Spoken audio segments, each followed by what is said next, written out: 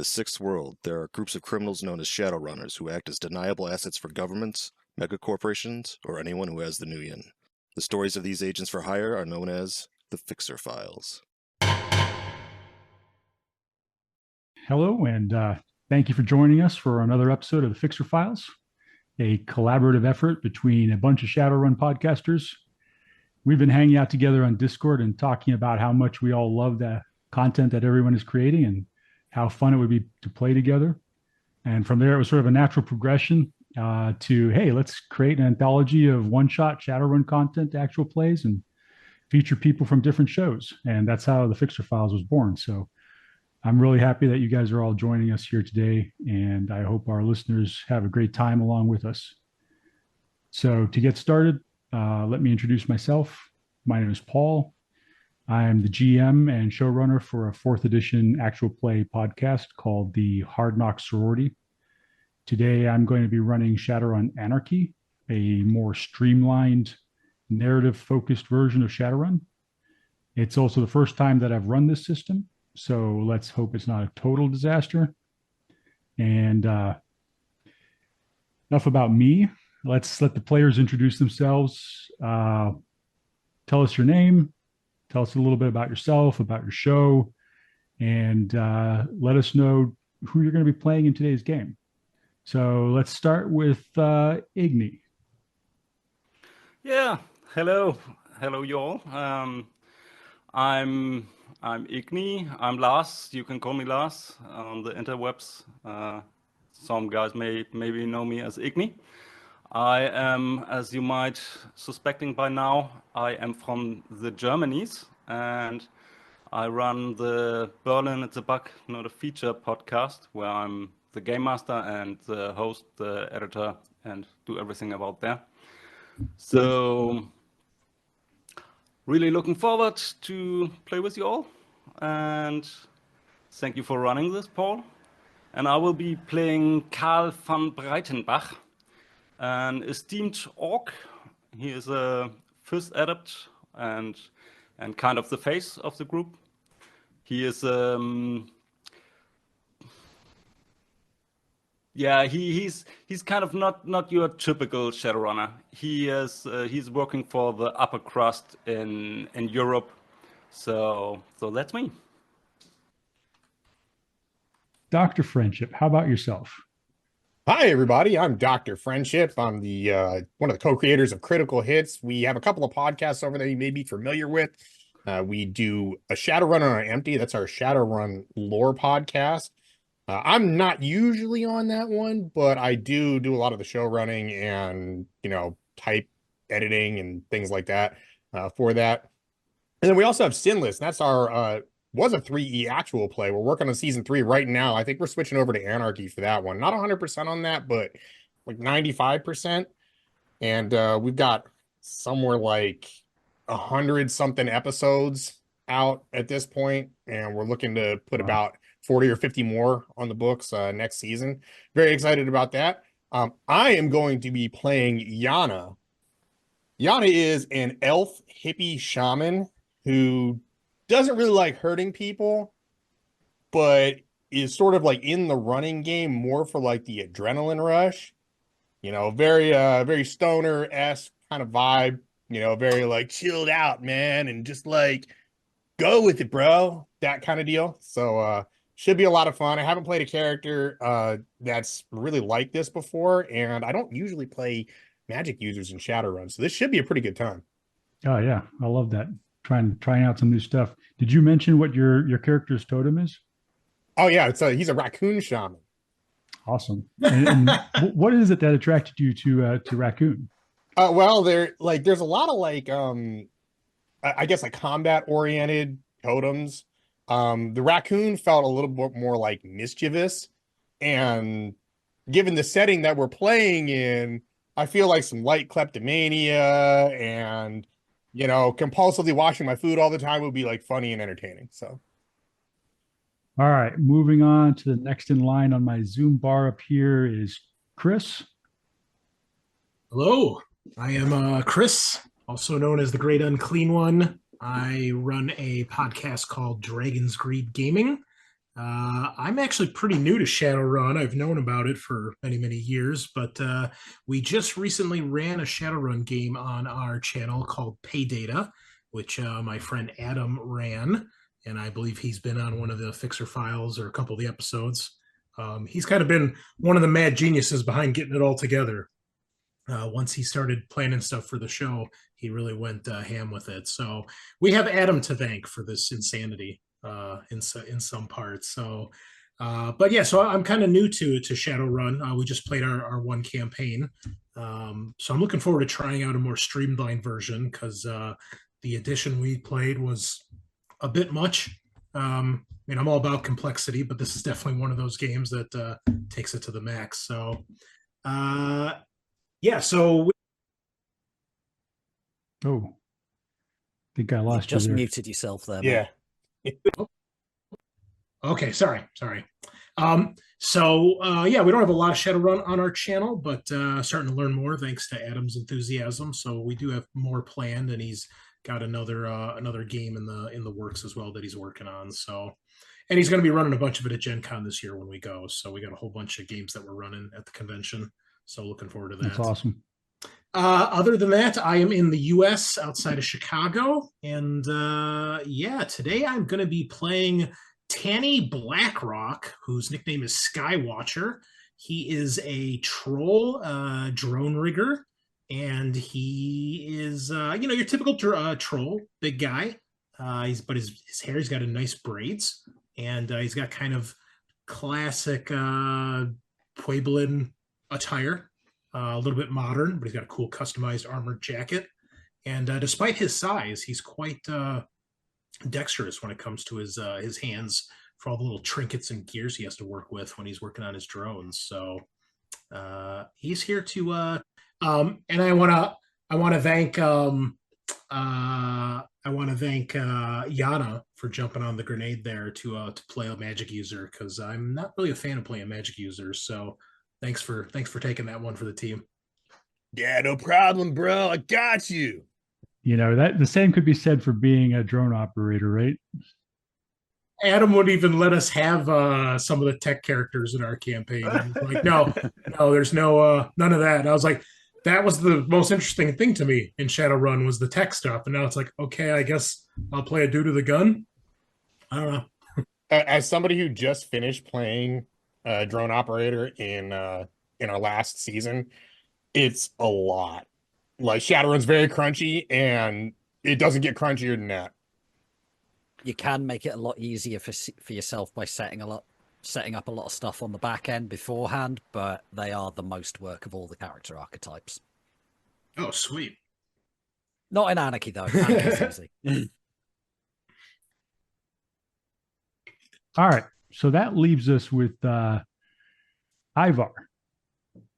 Hi there. My name's Ivar, or Ridian. I am the GM and showrunner of the Pride Against Prejudice podcast, which is a 4th ed Shadowrun podcast. I think you and I, Paul, are the only people running 4th ed actual plays other than Hidden Grid.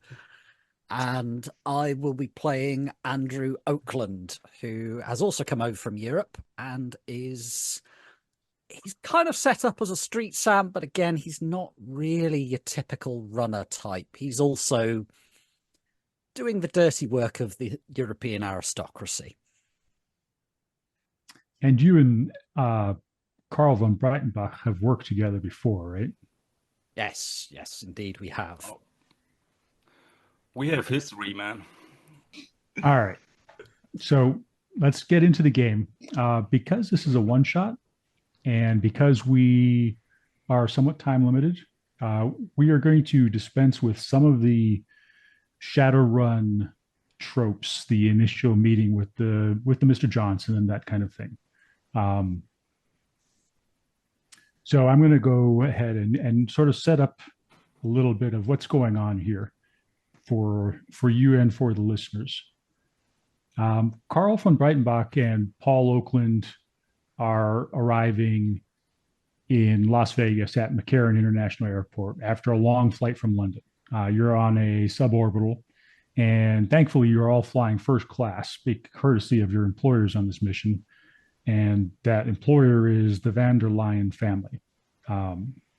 both Karl and Andrew are longtime associates of the van der Leyen family, and so they've been tapped for a specific mission. The van der Leyen family is an old European family, and they have always been steeped in mystery. They're linked to machinations and conspiracies, and they're rumored to be founders of a magical society. They're often investigated by law enforcement and journalists for links to like international criminal syndicates, and they're generally a kind of organization or family that's just not trusted by your average wage slave. But this is sort of a critical phase in this family's time right now. They're putting on a big push to go legitimate, and so there's a lot of political maneuvering going on, and there's a lot of bribes being paid, a lot of palms being greased, and of course there's a concerted effort going on in the family and in their organization not to create any waves, right? So they're trying to keep a low profile. They don't want to be in the news. They don't want to have, people being arrested or anything like that.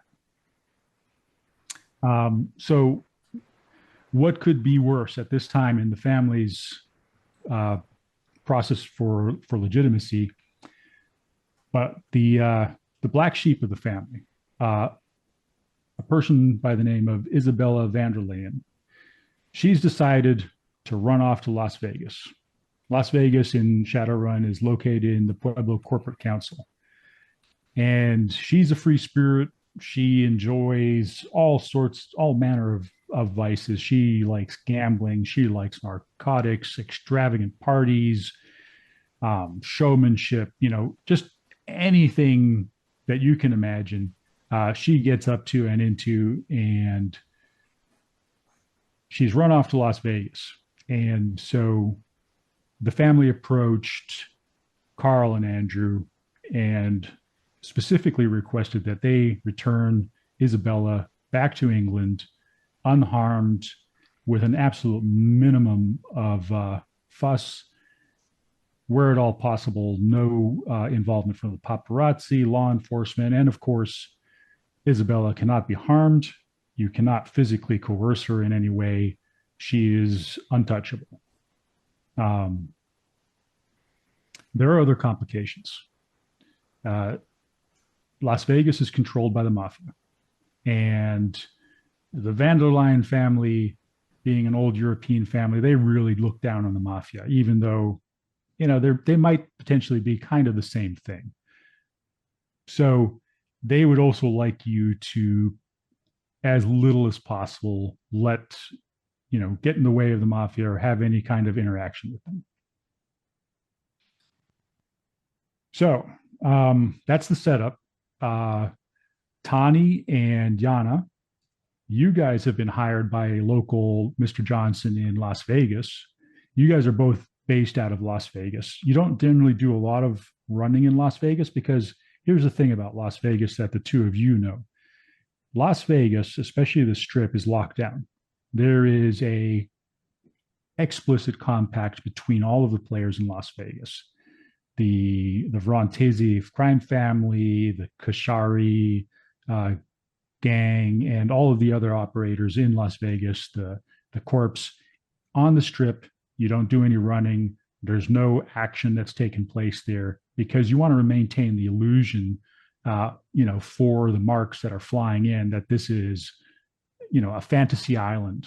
You don't want anything that disrupts commerce or the flow of new yen from the tourists into the pockets of the people of Las Vegas establishment. So Las Vegas is basically off limits for Shadowrun. If you're caught Shadowrunning in Las Vegas, you are dealt with severely to be made an example of. So even though you guys are based out of there, you generally try to avoid Shadowrunning in Las Vegas. It's just not really done, at least not on the Strip. But your Mr. Johnson has contacted you and requested that you meet up with a pair of European Shadowrunners who are flying into town. It's probably only going to be like a one-day mission. Your job is to provide them your local knowledge and make sure that they get around okay and don't get into any trouble, and you're being paid handsomely to do that. So, Andrew and Karl, you're arriving at McCarran, and it's bustling with tourists from all over the world. Every nationality, every metatype that you can imagine is there. They're all excited and giddy to get into Las Vegas. And of course, any of you who are looking in VR or AR at this point, you know, the airport is just absolutely plastered with every kind of ARO being pushed onto your pans, advertisements for casinos and food and, you know, entertainment and companionship, anything you can imagine. It's just this hubbub of noise, excitement, and so why don't you tell us, Andrew and Karl, tell us a little bit how your characters are perceiving this airport and how you plan to negotiate it. You've been told, by the way, that your gear is going to all be here waiting for you when you get here. Oh, Mr. Oakland, this is a quite exhilarating sight, isn't it?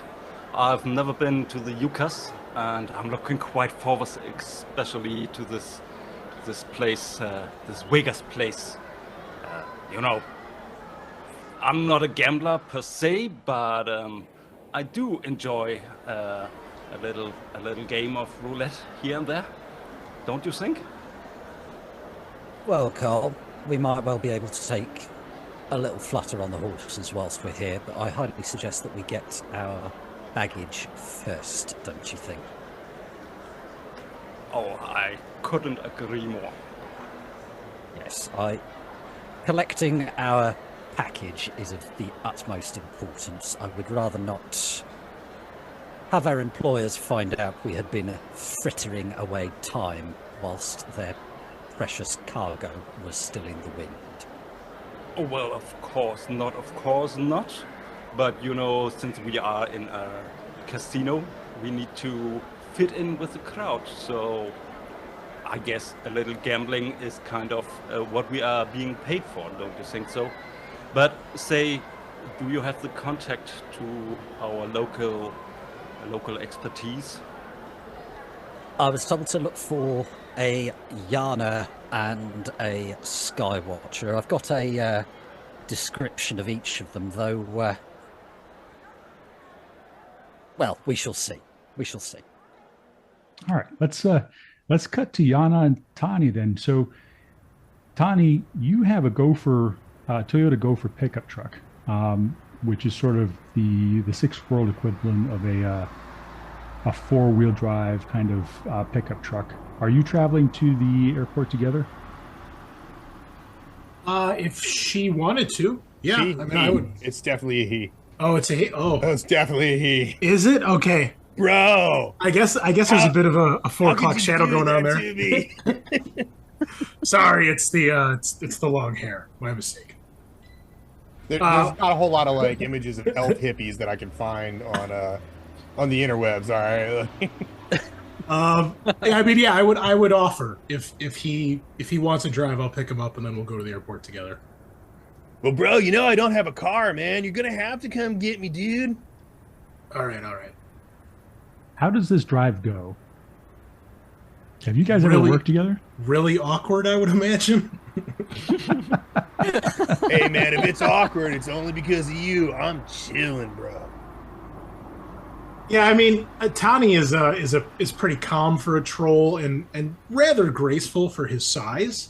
So, yeah, I mean, he's probably pretty laid back and chill about it. But he probably has nothing in common with this elf, so he's just kind of looking at him like, who the hell is this in my truck? Like, I'm guessing it's a troll modified truck too, so Yanah's probably sitting in that front seat just sort of like a child and a toddler. We get like the safety harness over him, yeah. Bro, you want to hit this? Yeah, not when I'm driving. All right, hit yourself, man. So what do you do? What do? I'm just like in tune with the universe, man. Do whatever I want to. Whatever comes my way. You know, I just go with the flow, bro. Great. Cool. just driving along. All right, so we'll cut back to the airport. Andrew and Karl, you guys are picking up your baggage. It's coming off the conveyor belt, and at this point, Tahni and Yanah are going to make their entrance into the reception area where they're waiting for you. They got like the little sign that they're holding up. Yeah, do you have a little sign you're holding up? Oh, definitely. Yeah, tiny sign in my giant hand. Just standing there like big and awkward. Yanah gets standing next to you, comes up to right about, your elbow height. We don't even need the sign because I'm sure the two of us stick out pretty bad. Yeah, you look exactly the opposite of all the rest of the tourists that are streaming out. And you've got other people there waiting to pick up parties, and they're all dressed in little chauffeurs' uniforms and hats, and they're holding up these professionally printed signs. And then there's Tahni and Yanah standing there, with this little hand-drawn sign, the Europeans. Welcome to America. Oh dear, Mr. Oakland. I believe the welcome committee has arrived. Well, shall we say... Unfortunately. So we say hello. I suppose we must.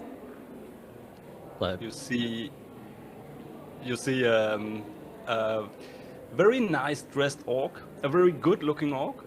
It's a little bit hard to tell how old he is, but maybe you will guess like the end of 40, starting of 50. But he is very, very like you know the look of people who can afford to get that old, especially as an orc. And his suit is like tailored suit, and he is really, really good looking.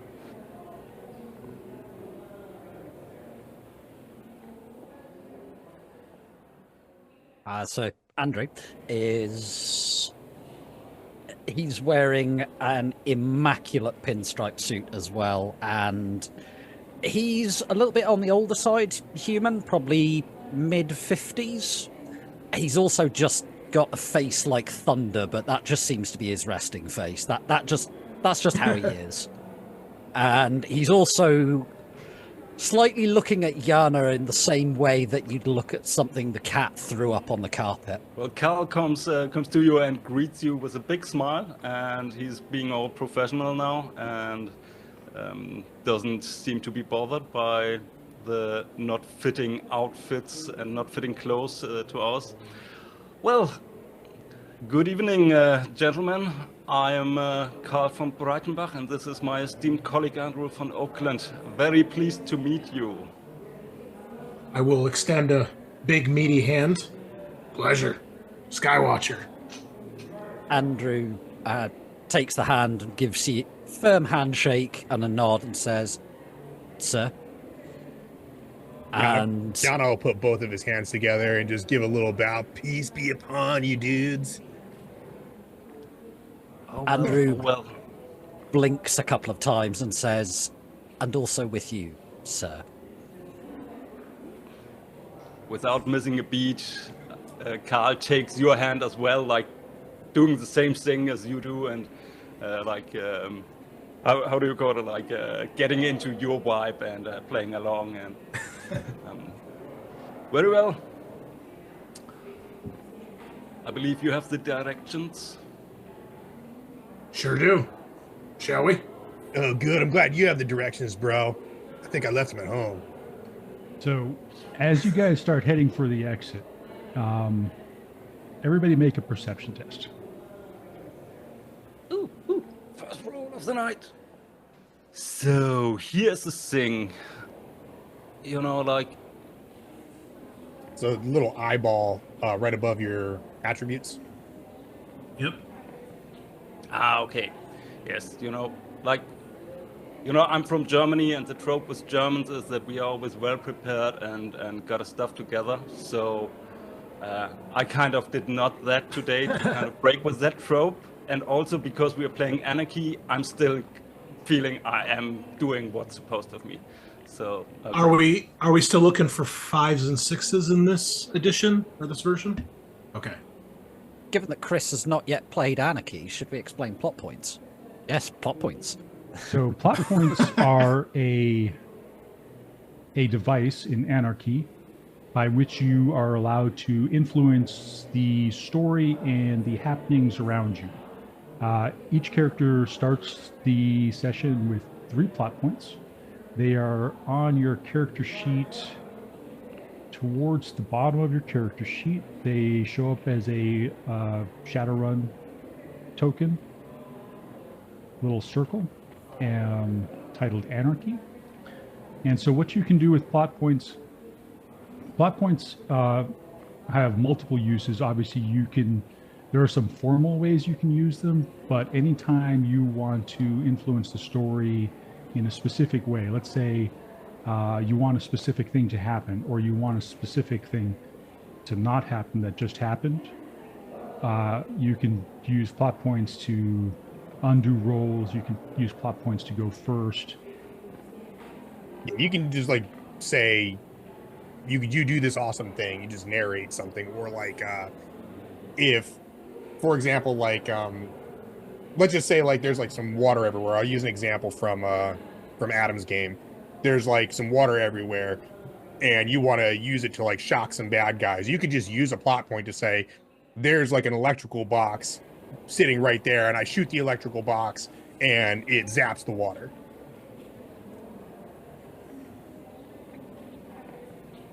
Right. You can use it, for example, to jump ahead in initiative, and you can use it to, let's say your partner next to you just got shot and it's potentially a fatal shot. You can use a plot point to say you've jumped in front of the bullet and taken the hit. You can use a plot point to heal yourself. Now, when you use a plot point, the GM gets the plot point, and the GM also gets to use plot points to influence the story.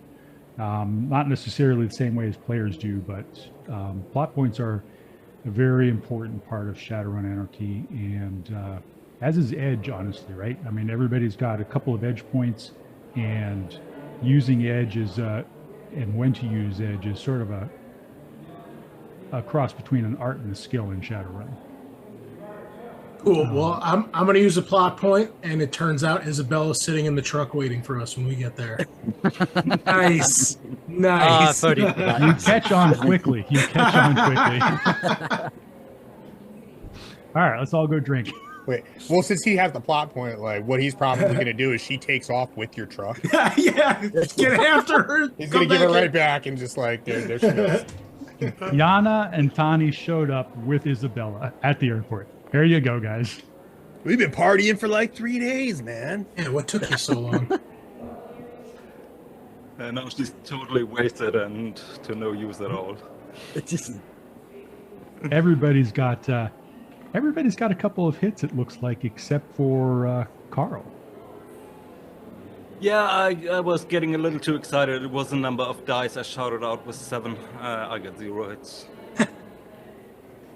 Okay, so as you guys are getting ready to leave, all of you except for Karl, who is currently occupied with his bags, notice a tall, rather thin orc gentleman in a very casual yet expensive-looking outfit stepping into your path, and he's flanked by 2 other rather rugged-looking individuals. And he makes eye contact directly with Andrew Oakland, and he says, gentlemen, I apologize for the inconvenience. However, your presence has been requested in the Sky Lounge. If you would be so kind as to follow me. Very good, sir. And Paul, without missing a beat, Andrew, without missing a beat, just hands his suitcase to one of the guys flanking this guy and just walks past him. The man looks sort of quizzically at the orc and at the suitcase, and then He sort of shrugs and takes it. Okay. He smiles slightly as if to say touche, and he leads you to the Sky Lounge, the airport Sky Lounge. The Sky Lounge is unoccupied except for a single human, and he's sitting down, and as you enter the Sky Lounge, he stands up, and he's wearing a fancy suit, super shiny material, impeccably tailored. There's a massive gold watch on his wrist, and his hair is parted to the left, slicked back, pure black. His skin has obviously been the beneficiary of some expensive treatments. It's clear and smooth, and the man's complexion is just amazing, and he's got these patent leather shoes that just scream money. You wonder whether, a month's wages probably of yours would pay for them. He's also flanked by several tough-looking individuals of various metatypes who are also wearing very expensive suits, just not quite as flashy or as well-tailored. And he turns up towards you, and a wide smile transforms his face as he says, my European friends have arrived, and their local support. He walks towards you, his hand outstretched, and he says, let me introduce myself to you. I am Dominic Verontesi.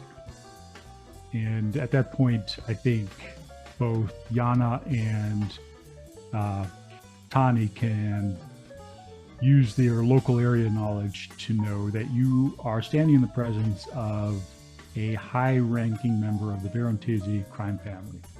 They run the Vegas Strip.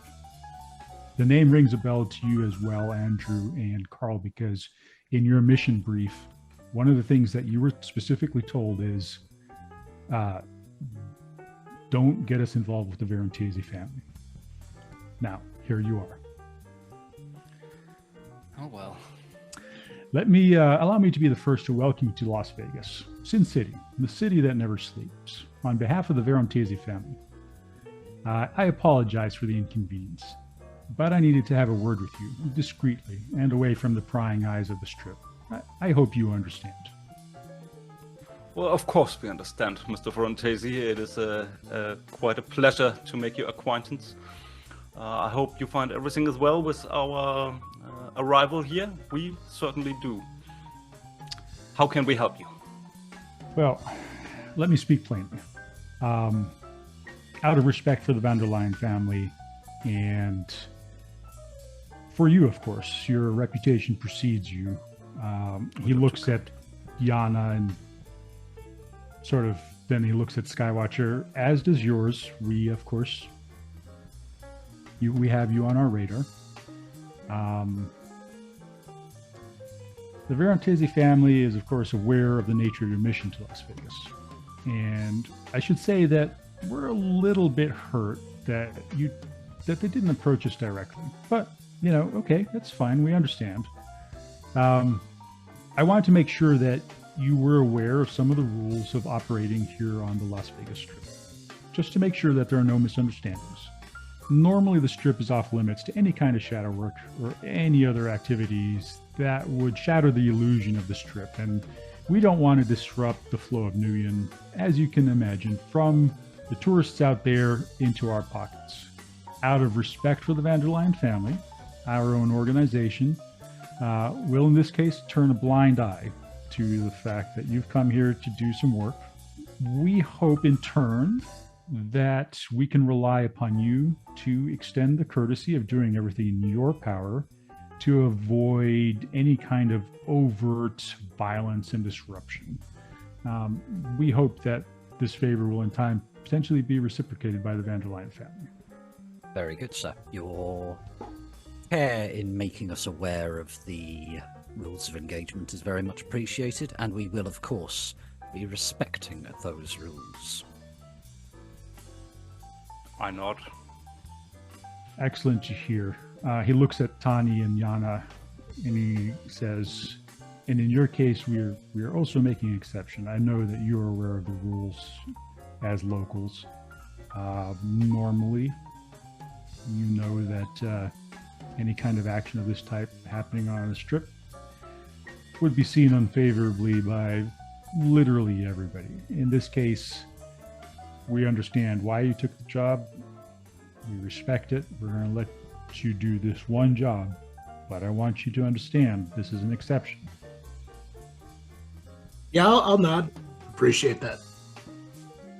Yanah's looking visibly freaked out right now, and he's just gonna like nod his head like vigorously, wide eyes.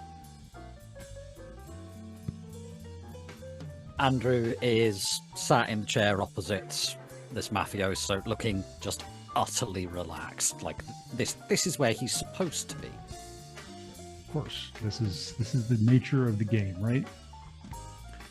Mr. Frontadi, thank you for your kind words and your welcoming and your understanding of our particular situation.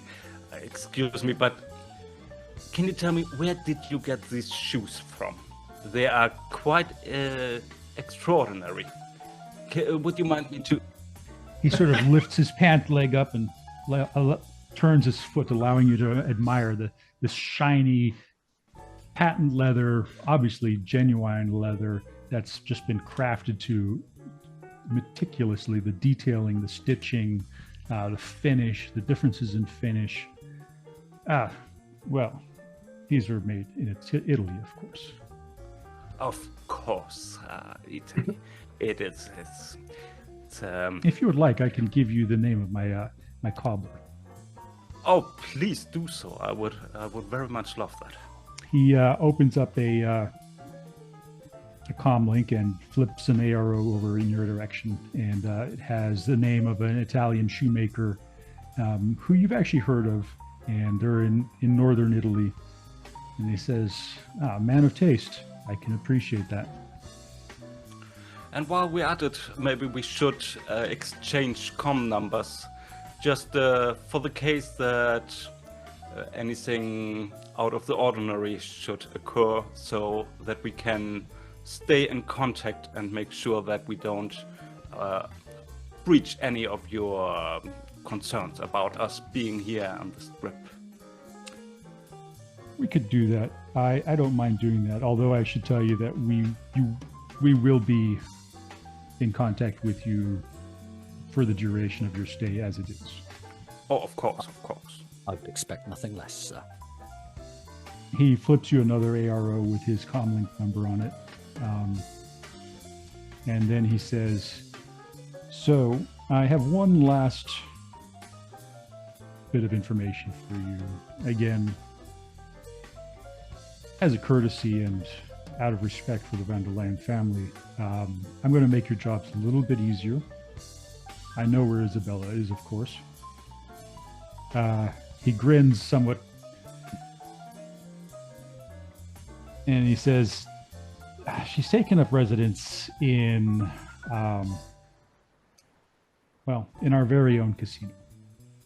She's occupied the Macaw Dome and at the Flamingo, and if you would like to find her, she is currently in the Paradise Lounge, where she spends every afternoon, has for the last couple of days, monopolizing the stage and our entertainment venue. We have maintained a discreet distance and allowed her to do so. However, we would be quite grateful for her, shall we say, removal at this time so that our operations can continue as previously planned. Andrew smiles and says, her singing teacher was a very patient man indeed, sir. And very talented, I'm sure, because Miss Van der Leyen is an exceptional singer. As you will find, the Flamingo Lounge has been absolutely packed since she has begun her performances, which I'm sure also is something that you would probably want to, get under control as quickly as possible. Very much appreciated, sir. With that, he shakes your hands, and the interview and the meeting is obviously concluded. All right, so you know where you're going.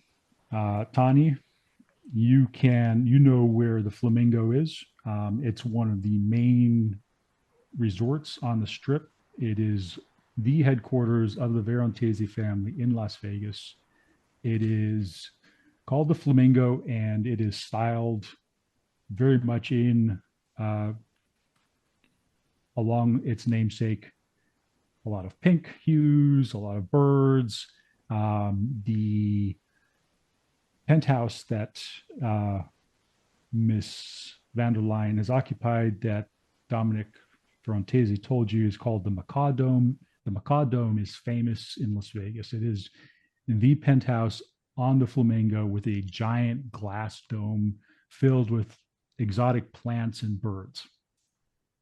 The Flamingo Lounge, where she's apparently singing, also famous. All sorts of famous acts have performed there, and it is one of the main venues of the Strip. Yeah. Well, I will offer and lead the way to our vehicle for our two esteemed guests, and say, apologize. Don't have anything that's probably up to your tastes, but it is what it is. If you want to follow me, got some wheels. Bro, that was a heavy conversation, dude. Those guys said that I was on their radar. Why am I on their radar? I don't understand. How do they even know who I am? I don't even work here, man. Because you are currently keeping the right company, sir. It was quite a lovely.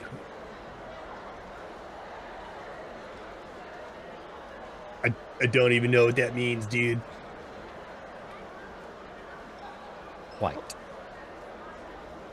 Well, he seems awfully nice, didn't he? Yeah, a little too nice, if you ask me. Yeah, Seems a little suspicious. No, those are some heavy dudes, bro. There's definitely something more going on, man. Like I don't like it. But as we went down to the car, Andrew just basically made that mafia soldier that he handed the bag to carry the bags down to the car as well. just by handing him the bags and walking and expecting him to follow, and the guy's just there going, oh shit, okay. He does so rather. He does so with some good grace, and he's apparently used to carrying people's bags. He just did not expect to be carrying yours at this time. So, if that guy is with us, I'm not going to say any of this until we're in the car alone, and then express my concerns. Like, we're going to fill you in on some of the rules and regulations here, but yeah, I didn't realize we were going to be going right into these guys' backyards. If you guys aren't aware, the Veronteses are pretty big name around here. So while I appreciate the heads up and everything, it also seems a little too welcoming, if you ask me. all right, so where are we headed, guys? I would imagine that I'm not driving, so. I would imagine we've got a hotel booked somewhere, so we may as well drop off our gear there and decide on our next move. Yeah, you have your hotel booked, so you get everything situated. You get checked in, you get your luggage and everything dropped off, and go back down to the lounge area where Yanah and Tahni are waiting for you. Maybe we should have a little Shadowrun huddle. Let's have a little drink and talk about our next steps. Tahni, you said you find these fine gentlemen from the Veronese family were too accommodating. For me, it seems like a very normal thing to do. That would be the way how we handle things in Europe. But tell me more about your concerns. Well, you guys probably have more experience with this sort of thing than either of us. But I mean, if he didn't make it clear, the strip is a no-go zone. I thought long and hard before I took this job, so it's a little concerning, but not entirely unexpected that they know that something's going down. Especially we're going to be in their backyard, but I don't know. How do you highbrow families deal with? Is this normal? I mean, just seems weird to me. Oh yes, Better very much. that all parties are aware of each other's concerns and have agreed to stay out of each other's way. We don't piss in their soup. They don't piss in ours. Language, Oakland language. He just raises an eyebrow. Man, now I kind of want some soup. Well, but I believe as long as we don't make any fuss and stay quiet and do our job without interfering with the local business, we should be all good. I mean, there's no like bad blood between your family and theirs that we should be aware of, is there? Past transgression that they're going to try to cash in on while you're here? Oh no, there's not. Okay. Oakland smiles slightly. The families we work for would not deign to involve themselves with such. Understood. So we got time for me to order some soup or what? Well, I could have some soup myself. All right, so we're doing this over dinner. Show us your local. Exactly. Show us your local favorite soup place, please. Oh, bro, I'm so glad you asked. Okay, so what we got to do is we're all gonna have to get back in the car because it's probably about 40 minutes from here. But I know this great spot. It's a truck. He's usually there this time of day. Fantastic stuff, man. I mean, it's probably not what you guys are used to, but for around here, top-notch stuff, man. You guys are gonna love it. What time of the day is it now? It's getting close to 6 p.m. Well, I guess we could spare a minute to get a good some of the local specialties, and on the way discuss a further approach to our job. For the locals, that this is now the time where you can actually start to go outdoors. Before 6 p.m., the locals really just do not go outdoors. It's hot, and it's a dry heat, but it's hot. It's 120 degrees Fahrenheit in the sun during the midday, so nobody's going outdoors. 6 p.m., the sun's headed below the horizon. What's that in metric for the Europeans in the room, please? It's over 40, I think. Oh, that's disgusting. Maybe that's the time to do it when no one else is out, right? I can just see the poor Europeans blistering in the sun out there. Well, if we're talking fine cuisine, I would recommend the deep fried Twinkies. We'll get one on the way.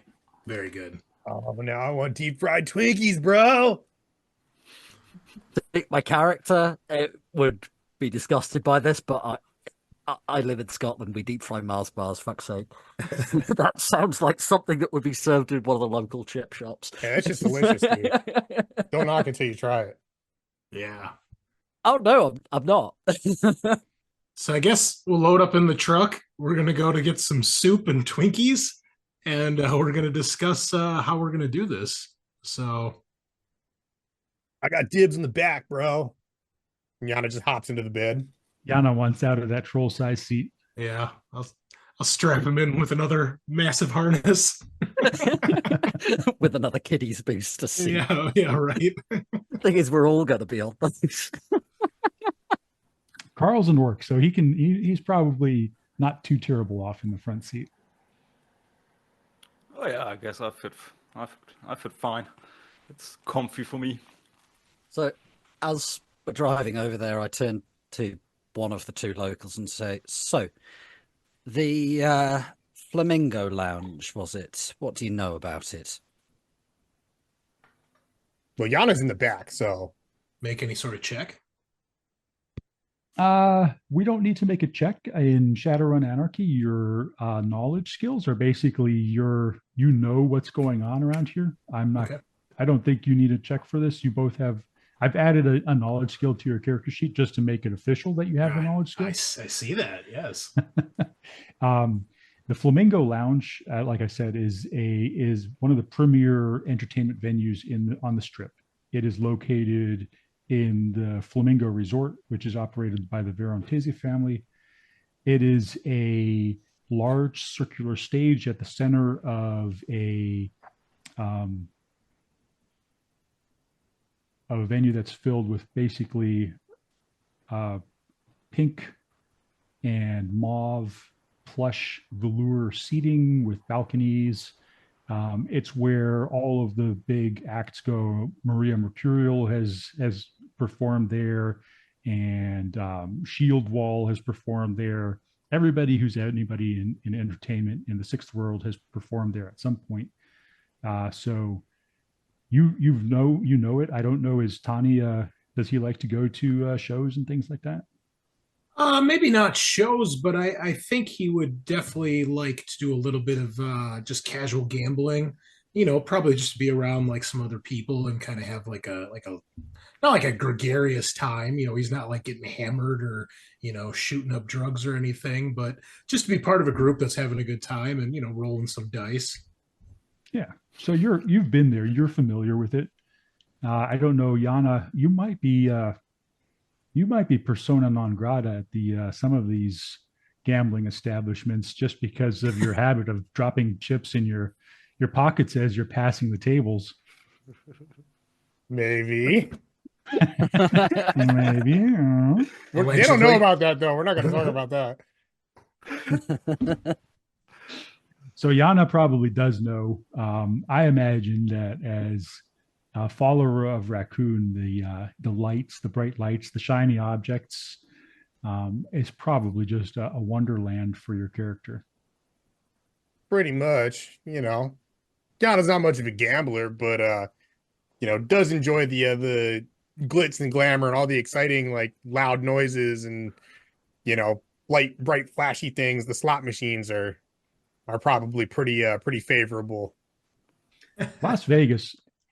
I've never been to Las Vegas personally. I sort of imagine it. And in the Sixth World, I imagine Las Vegas has just turned up to, if it's turned up to 11 now, it's turned up to 15 in the Sixth World. Between the virtual entertainment, you've got holograms, you've got all sorts of virtual overlays over everything. And then you've got the magical overlays, you've got the technology, the drones creating shows. I just imagine it as being this massively overstimulating whatever perception you're using, whether it's magical or technological or even just plain eyeballs. It's just this overstimulating massive color and movement and constant excitement that keeps, you know, the rubes who are flying in from paying attention to their Nuyen and their cred stick as they depart. Paul, quick question. Do we have any knowledge about if Isabel has some sort of personal bodyguard, something along this ways? She does not, which is part of the concern. She left without permission. Yes. She took off in the dead of night. The family looked all over for her and found out that she had absconded to Las Vegas. So she's currently unsupervised. And you've met Isabella. Both Karl and Andrew have met Isabella. She's a young woman full of life. She enjoys her freedom. She does not take any kind of restrictions lightly. Strong-headed, intelligent, fun-loving. Just, you know, she's out there partying probably and completely not naive, but disregarding sometimes of her own safety and understanding the connection between herself and the family and what that means for her, out in the public. So, Tahni, do you know anything about the security measurements in that flamingo establishment, especially if Miss Isabel is where she is occupying her room? Are there any standard security attached to such an occupancy? If I do know anything, I'd pass that along at this point. Yeah, everybody knows that the strip is locked down. There's nothing. When Dominic Verantesi told you that he would be in touch with you the whole time that you're there, the strip is basically a panopticon of cameras, drones, magical overwatch. Nothing at all happens on the strip in the casinos that somebody doesn't know about. Do they have security personnel, like security guards and stuff too at the lounge? They do, but they are out of sight. They do their best to maintain this illusion that you're in an absolute safe zone where nothing can go wrong and there's no expectations of anything ever going wrong. That doesn't mean that security won't be on hand within seconds potentially. Do we know if do we know, is the security here, is it like a security company, or is it just goons of the Verantesi family? The Verantesi family has their own security company. They will have professional security, and undoubtedly there's also a contingent of just plain mafia soldiers around somewhere. Sure. Okay. I'll ask our two guests. Does Isabella have any capabilities that we should be aware of? Or is she just a young woman? No capabilities like defensive ones or any sorts of these. No, it should be, from that perspective, it should be quite easy for us. She's not awakened or anything, is she? She's not awakened. Okay.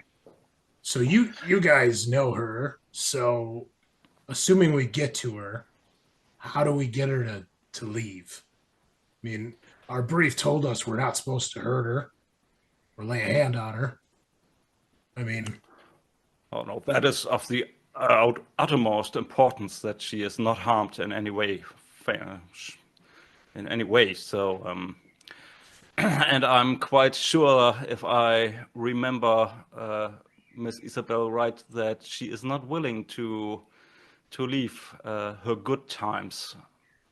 So I am thinking maybe drugging her so that we can get her out there without a fuss, or maybe using some magic. And when I say that, I look back to Yanah. What are your magic capabilities regarding these kinds of form of magic? I don't know, man. I mean, I don't really do like that whole, influencing people's minds and stuff. That's what I like this for. And he'll just shove like a spliff in through the window. You guys want like a hit of this or anything, man? I don't want a Bogart or anything, bro. Oh, thank you very much. I'm quite fine. I'm quite fine. You sure? Quality stuff, man. All right, more for me. Most kind, sir. But you enjoy. I do want to point out that when Karl suggests drugging her, there's a big sigh of relief on Tahni's face. And I'm going to say, well, I was about to ask, when they say don't harm her, what exactly does that mean? Because I'm glad to see, I think you and I are on the same wavelength here. Andrew smiles slightly and says, "Sir, it's the aristocracy. Mental harm is to be expected." I mean, a little night with a little sippy sip, that's okay. I think that might be a good idea. So long as the package is delivered undamaged, the family will be satisfied. All right, understood. Sounds harsh, bro. You guys need to chill out a little bit or something, man. You guys sure you don't want any of this? Have you guys arrived at the soup place yet? I don't know. Have we? You're the GM. And we all just stood around with like the styrofoam cup of soup. I mean, it was 40 minutes away. What does this soup place, this soup truck specialize in there, Yanah? It's the most just disgusting, like instant cup of soup you've ever seen. Like, John will go up and, I got you, bros. I got you. And just order for everybody. Hey, Karl, let me get 5 number 4s. 2 for me and 1 for each of my friends. And he'll come back with these 5 cups. It's just basically like instant pull tab soup, like piled up with like pork rinds and kelp chips. Like soy flavored. Yeah, it's like it's just the greasiest, most disgusting like stoner food that you could ever possibly imagine in the 6th world. Is it so thick that you turn the cup upside down and it doesn't move? Yeah. And Johnny just starts digging in with the plastic, chopsticks. Man, you guys got to get some of this. It's delicious. It's the best. Yeah, this is great, Yanah. Real good. So about this deep fried stuff you were talking about, maybe we should give that a try. Yeah, we'll get one on the way to the hotel. So maybe there's some way we can get something to her so that she's taking a nap and then we can just waltz in and leave with her. We should totally bring her one of your cups of soup, guys. You love that. So what's her chemical indulgence of choice? What drugs does this last like?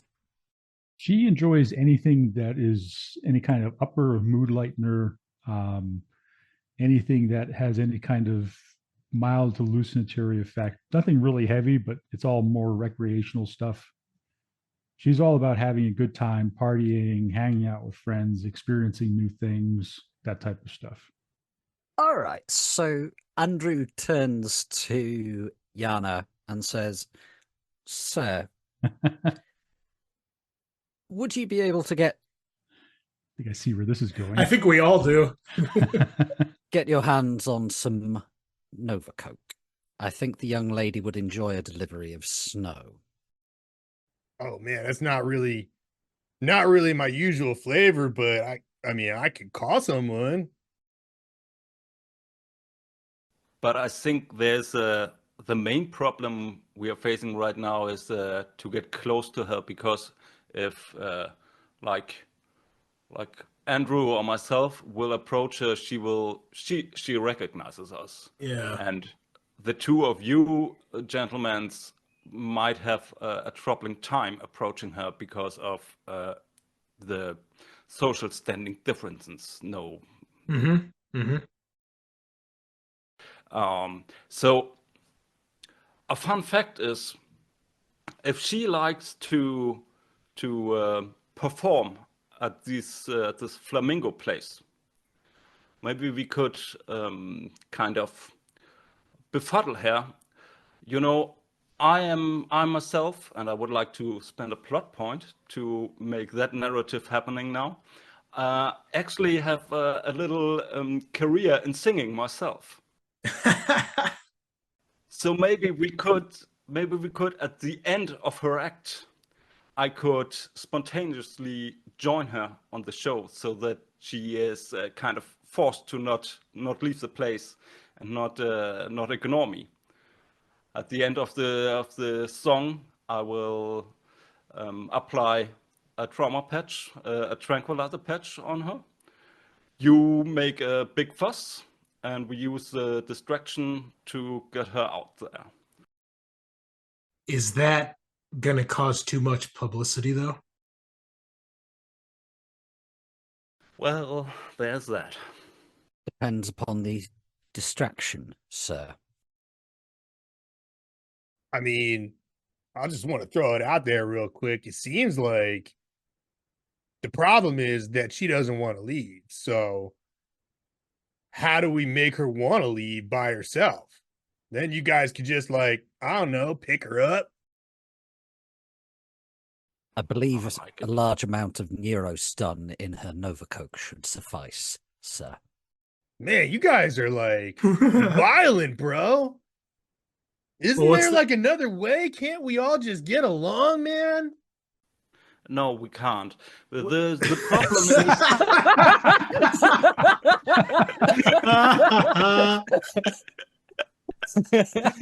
Have you met people? No, that's out of the question. Igni, that was the most beautifully dry German delivery. Yeah, perfect. Chef's kiss. But Andrew, again, I like the idea of Neurostun and Nova Coke mixing together. But again, how do we deliver the party rock? Does she, Paul, do we know when she does her act, is she alone on stage or is she like with like a band? You don't know. Because if she's with a band, maybe we could.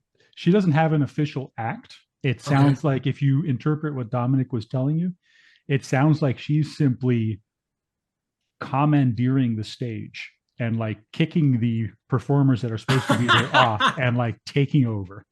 Oh, that's awesome. So I was gonna say, if she's got like, I'm imagining like, it's like a little jazz lounge, right? There's like a dude on a piano, maybe a guy on a saxophone. If there's like a group with her, maybe we could like hire one of them and be like, hey, put this in her drink or something. This is a big venue. It's like a giant circular stage, and it sounds like she's just basically taken over the Flamingo Lounge and made it her own stage. Do we know if she's like, does she have like a posse that goes around with her, like a gaggle of followers or friends or anything like that? Karl and Andrew especially knows she does have an entourage. Specifically, let's make a little knowledge. Let's do a roll here, Andrew. I believe there is a memory test button. It's the little brain next to the two laughing masks. It's the brain that looks like a pair of lungs. You're getting those two mixed up. You've got problems. So you got 3 hits, and the way Anarchy works is that there's always a counter roll. GM got 1 hit, so Andrew, you remember specifically that there is a entourage that Isabella always has around her, and specifically you are thinking currently of George, Alejandro, and That Sophie. Boy. Pretty boy and pretty girl. I have an idea. We may not need to have direct contact with her up until the last moment. He turns to Skywatcher, says, do you happen to know anybody that works at the Flamingo Lounge, or somebody who might know somebody? Room service, security. With a plot point, you do. I actually have a contact for that. If you don't. No, I do not. So Tahni has a skill for Las Vegas transportation grid and systems. And if you wanted to, you would know some of the standard limo drivers and people who take people to and or around Las Vegas, and who might know something about the Flamingo. Okay. Yeah, I'll point that out. I have a contact who's a valet at I didn't know which casinos we were gonna like have available here, but he's a valet at one of the more prominent casinos in the Vegas Strip, and he's the dude that either knows a guy or knows a guy who knows a guy. So we're gonna say he works at the Flamingo just to streamline this. In the spirit of anarchy. We get somebody in room service to go up and exchange the young lady's usual chemical pleasure for the one that we provide. Once she's indulged enough, we simply go and collect her, drive to the airport, shake hands, pay you the agreed upon sum, and I never need to come back to this place where tea does not seem to exist. Oh, bro, I know a guy with good mushroom tea, bro. I mean, it's pretty heavy. You probably want to prepare for that. head out into the desert, give yourself a good 24 hours, but like we can make that happen on your way back if you want. A very kind officer. I was thinking more Darjeeling. I don't know what that is. That's a big word. That runs is Darjeeling shit, man. How do we make sure that she's the one that takes it though, and somebody else doesn't? We simply provide enough for all of them. Oh, I like what you're throwing down. I hate to point out the obvious hole in this plan, but then how do we get into the room, dude? We don't need to. We pay room service.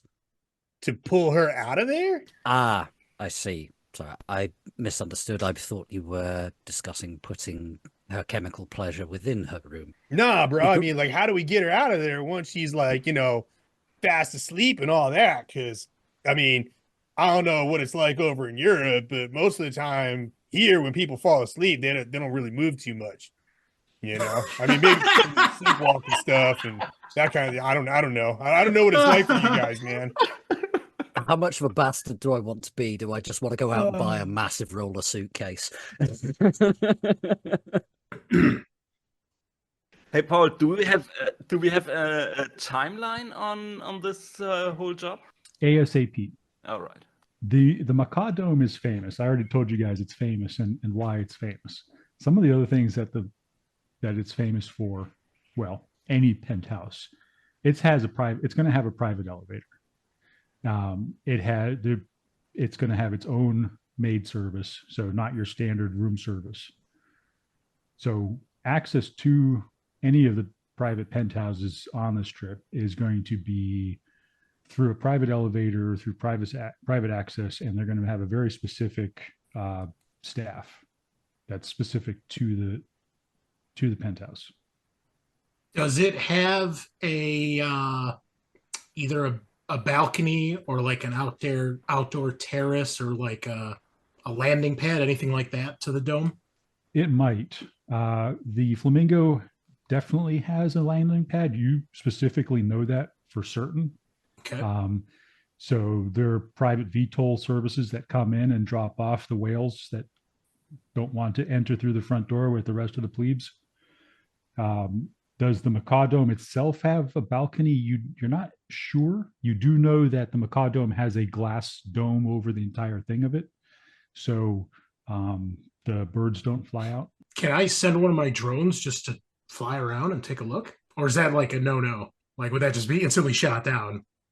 It probably won't be instantly shot down, but it'll be monitored. So you could give it a shot. The Veronese family is already watching you, so they want you apparently to succeed at this mission. So you may have clearance, or you could have Andrew just give Dominic a quick call and say, "Hey, look, we're going to fly a drone around." I don't think we want to bother them. I think we want to, at least from Tahni's point of view, we want to, have the presentation that we're capable and not totally inept.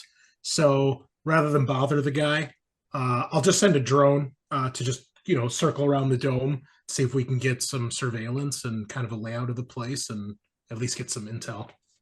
So you've got two drones. You've got a Hawker Siddeley Harrier, which is a classic large roto drone, fully armed. And you have an MCT Fly Spy, which is I got a spy drone. Yeah, spy drone. So which one are you going to send up? Definitely the spy drone. Yeah, the unarmed just has a camera, All right, so let's make a pilot vehicle test. So you have vehicle others. Okay, where am I looking for this? It's under skills. Skills, vehicles. Yep. Okay. Oh, okay, that's a button. I get it. Boom. And this is a very easy test. You get 4 hits. The GM gets 2 hits. Describe how you... So just for mechanics, your counter roll, does that like take away my hits? Whatever you get? Is that how you it get works? 2 net hits, right? Gotcha. Okay. Yeah, so I think at this point maybe we're still outside in the truck. Or no, we're inside the lounge, right? Or are we still out in the truck? I would say you're still at the soup place right now, or because you didn't say you were headed anywhere else. Okay. But it's up to you. I imagine after the soup, we'll head back. We'll grab some deep fried Twinkies on the way to go. And then on the way there, we'll get within a couple blocks, park on the street somewhere. And then I'll send the drone up and just start circling around, get a nice overhead view. And then just slowly, like as I circle, kind of spiral around it and get closer and closer until we can at least like see the dome itself, see the layout, what's outside, and then hopefully look through the glass itself and see what we can see inside the dome. Vegas is, as I already told you, there's a massive, it's basically one giant show. There are literally thousands and thousands of drones currently flying around, whether they are doing some kind of light show, whether they're surveillance drones, whether they're private drones, delivery drones, what have you. So you mingle your fly spy right in there. It's a tiny little thing. It's like the size of a little hummingbird, and it buzzes up around the sky dome, and you see this beautiful crystal chandelier-like dome. It's actually an architectural marvel of the Vegas Strip. There are balconies all around it with lush tropical plants. Currently, the misters are going, so you see a fine mist of dew sort of sprinkling the plants, keeping them hydrated. The macaw dome itself is fully illuminated with all sorts of colors, and you see the namesake macaws flying around underneath of it. And then on top of the roof of the Flamingo Resort itself, you see there is an elevator shaft that comes out with it's not just a plain old rooftop. It's fancified. It's got a red carpet going from the elevator to the VTOL landing pad, and there are lights, and you actually do see a guard or two walking around. They look like part of the security team? They do. Okay. Are they visibly carrying anything, or they probably got like guns under their jackets sort of thing, probably? Yes, they are not visibly carrying. Okay. There looks like there's a little control room. There's actually 4 VTOL pads, so up to 4 vertical takeoff and landing aircraft could come in at any given time. There's a little control room there that looks like it's got sort of a 360 view of the rooftop. And the rooftop's slightly more elevated than the macaw dome itself. Okay. Can we see her room anywhere from here, or is that somewhere inside? It's somewhere inside. Okay. The macaw dome, the penthouse, it's huge. You don't know where she's sleeping. She may just be sprawled out on the floor. All right. Well, I'll get as detailed of a layout as we can from out here. See if we can spot any entrances and exits, and just start like jotting that down on a piece of paper. Just kind of get a rough layout. Okay. Let's make one more flying test. Oh, not that good that time. You got 2 hits. And I got 1 hit. You're still net positive, so a little breeze comes up from the mountains, buzzes through, and for a moment there, you wonder whether you're going to lose your drone, and then you get it back down underneath of the skyline and out of the wind, and you're able to land it safely. Hey, Paul, are we under the impression that we actually could ask this Dominic guy if, kind of for help? Like if, let's say we drug her and she is in her room, that we can get access to the room and the security wouldn't bother us? It's a potential. Part of the brief is that it was specifically mentioned that the van der Leyen family would like as little entanglement with the Veronese family as possible. So they would like to get out of this without owing anybody, especially a Veronese family, any favors. I see. I think that bird's already flown at this point. You're going to owe him at least a thank you. I will send them a nice card. It'll be fine. Yeah. They'll accept that, right?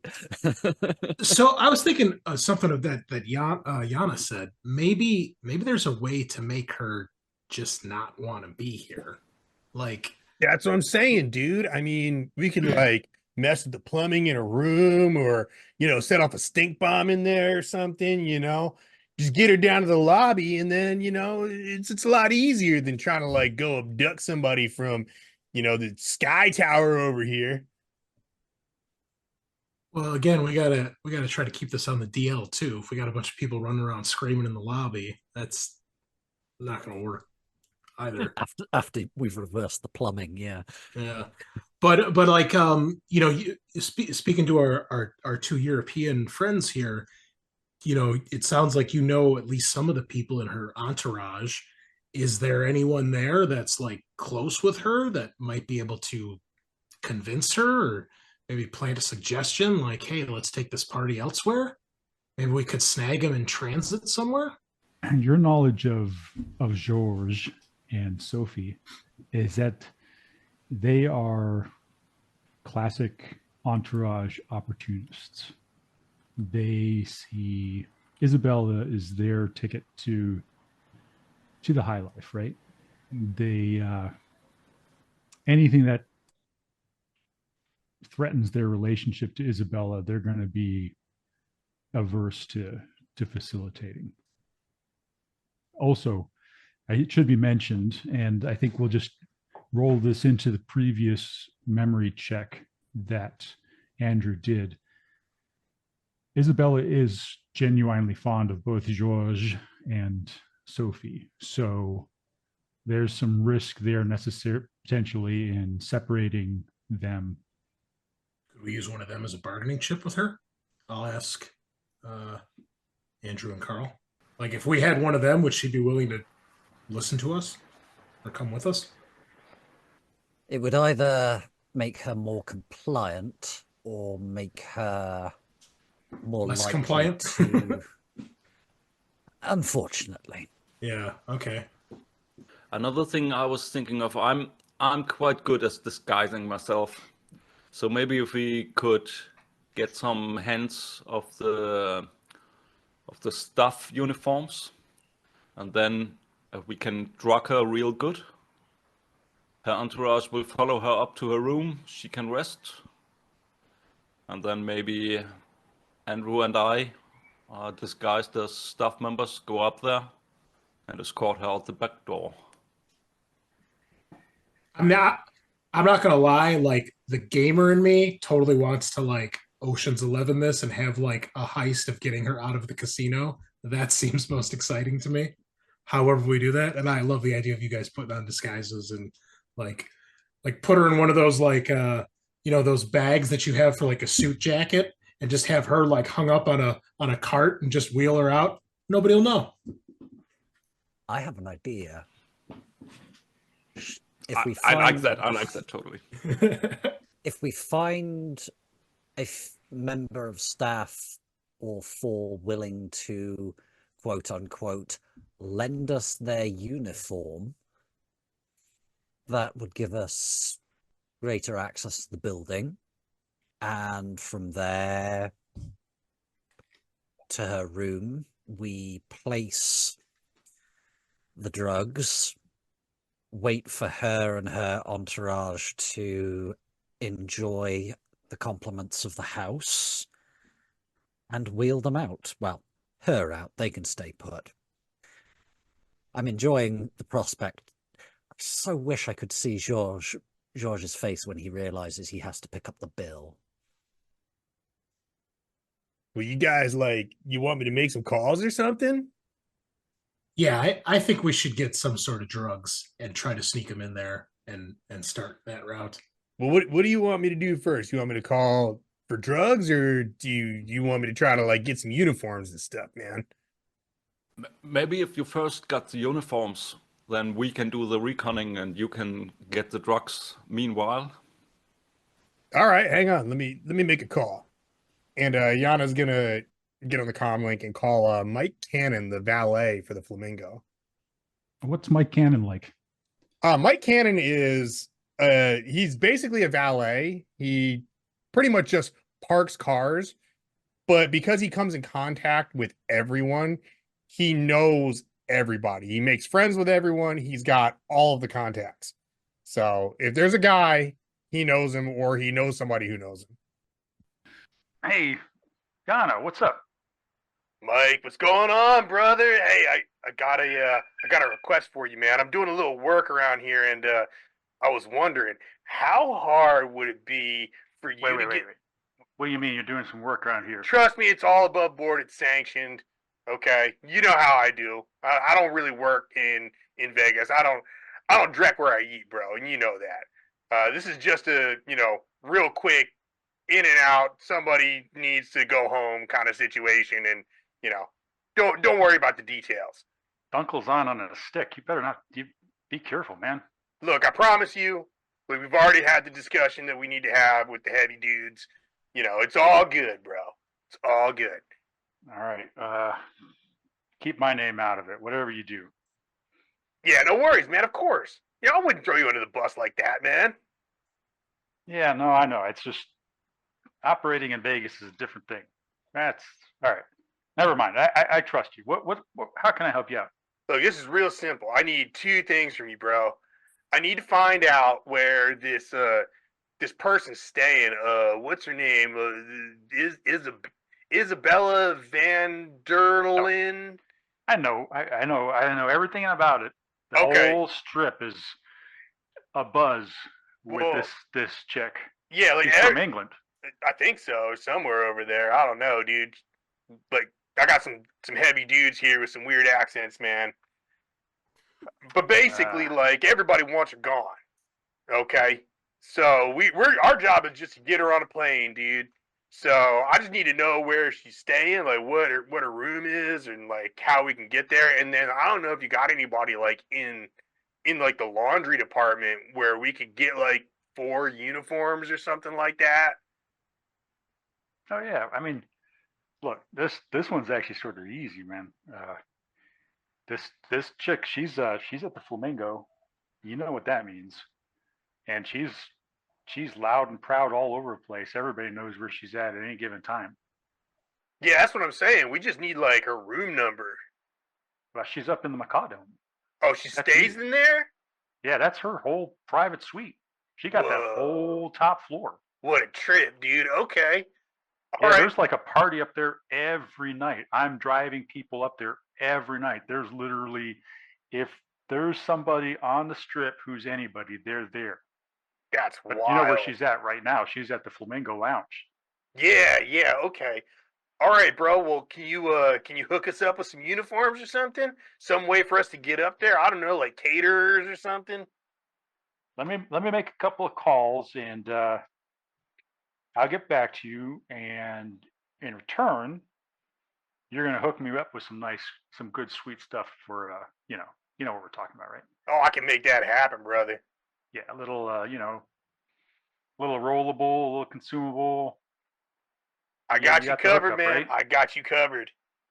All right, I can get you in there, no problem. You just keep my name out of it, and in a couple of days, you hook me up. Whiz, chummer. All right, I'll be back to you in just a couple minutes. Let me make some calls. All right, man. Okay, boys, I got some uniforms on the way. Let me make some calls about some snow. You guys wanted to snowboard, right? That's what you're looking for? Is that like waterboarding? Snowboarding? No, bro, it's way more intense.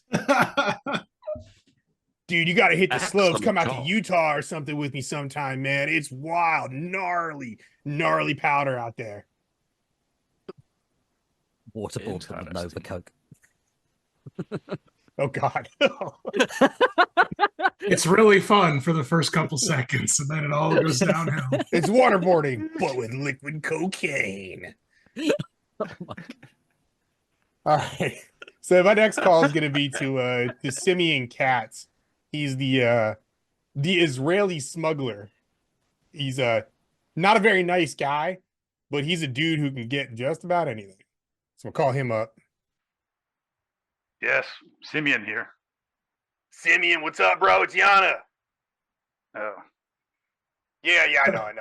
Look, I'm not trying to go anywhere this time. Okay, no border hopping or anything. I got some friends who they want to snowboard. You know what I'm saying? Yeah, Simeon knows what you're saying. You got the Nuyen this time, right? Of course I do. Come on, have I ever let you down before? Wait, don't answer that. I got the Nuyen for you. Okay. I'll see the Nuyen first, right? Yeah, absolutely, man. Probably, I don't know. Certified cred stick. Of course. Like 2 ounces. How much we talking here? Yeah, 2 ounces. Let's see, $4,000. All right. I'll make it happen. Where can we meet you? I'll tell you what. Go down to the Serpent Lounge. Ask around. They'll show you the way.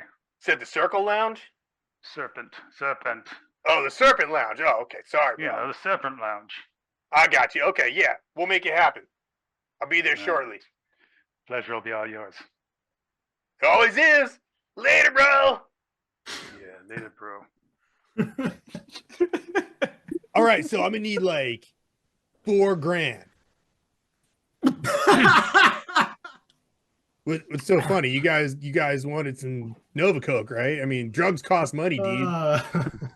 I'm gonna assume working for the aristocracy to retrieve their wayward daughter, we've got a bit of an expense account going, so I just hand him a cred stick for 5. Cool. Sweet, dude. Yeah, we can go get this. We gotta head over to the Serpent Lounge real quick. Hey, and Andrew, with these prices over here, maybe we should expand our business opportunity and start some smuggling. It seems to be quite lucrative. Hey, I know a guy that can help you with that, dude. Well, first things first, right? Yeah, let's do this thing. The Serpent Lounge is a pretty well-known place, slightly off the strip, not on the strip. So normal rules that you've been explained to so far about the strip don't apply here. The thing about Las Vegas Six World, once you get outside of the strip, it is actually chaos and lawlessness. Gangs of all stripes and colors control the place. The biggest gang out here is called the Kashari. The Kashari are a native Pueblo gang that have made some pretty fierce inroads. They've just about kicked the local Comanche gangs out.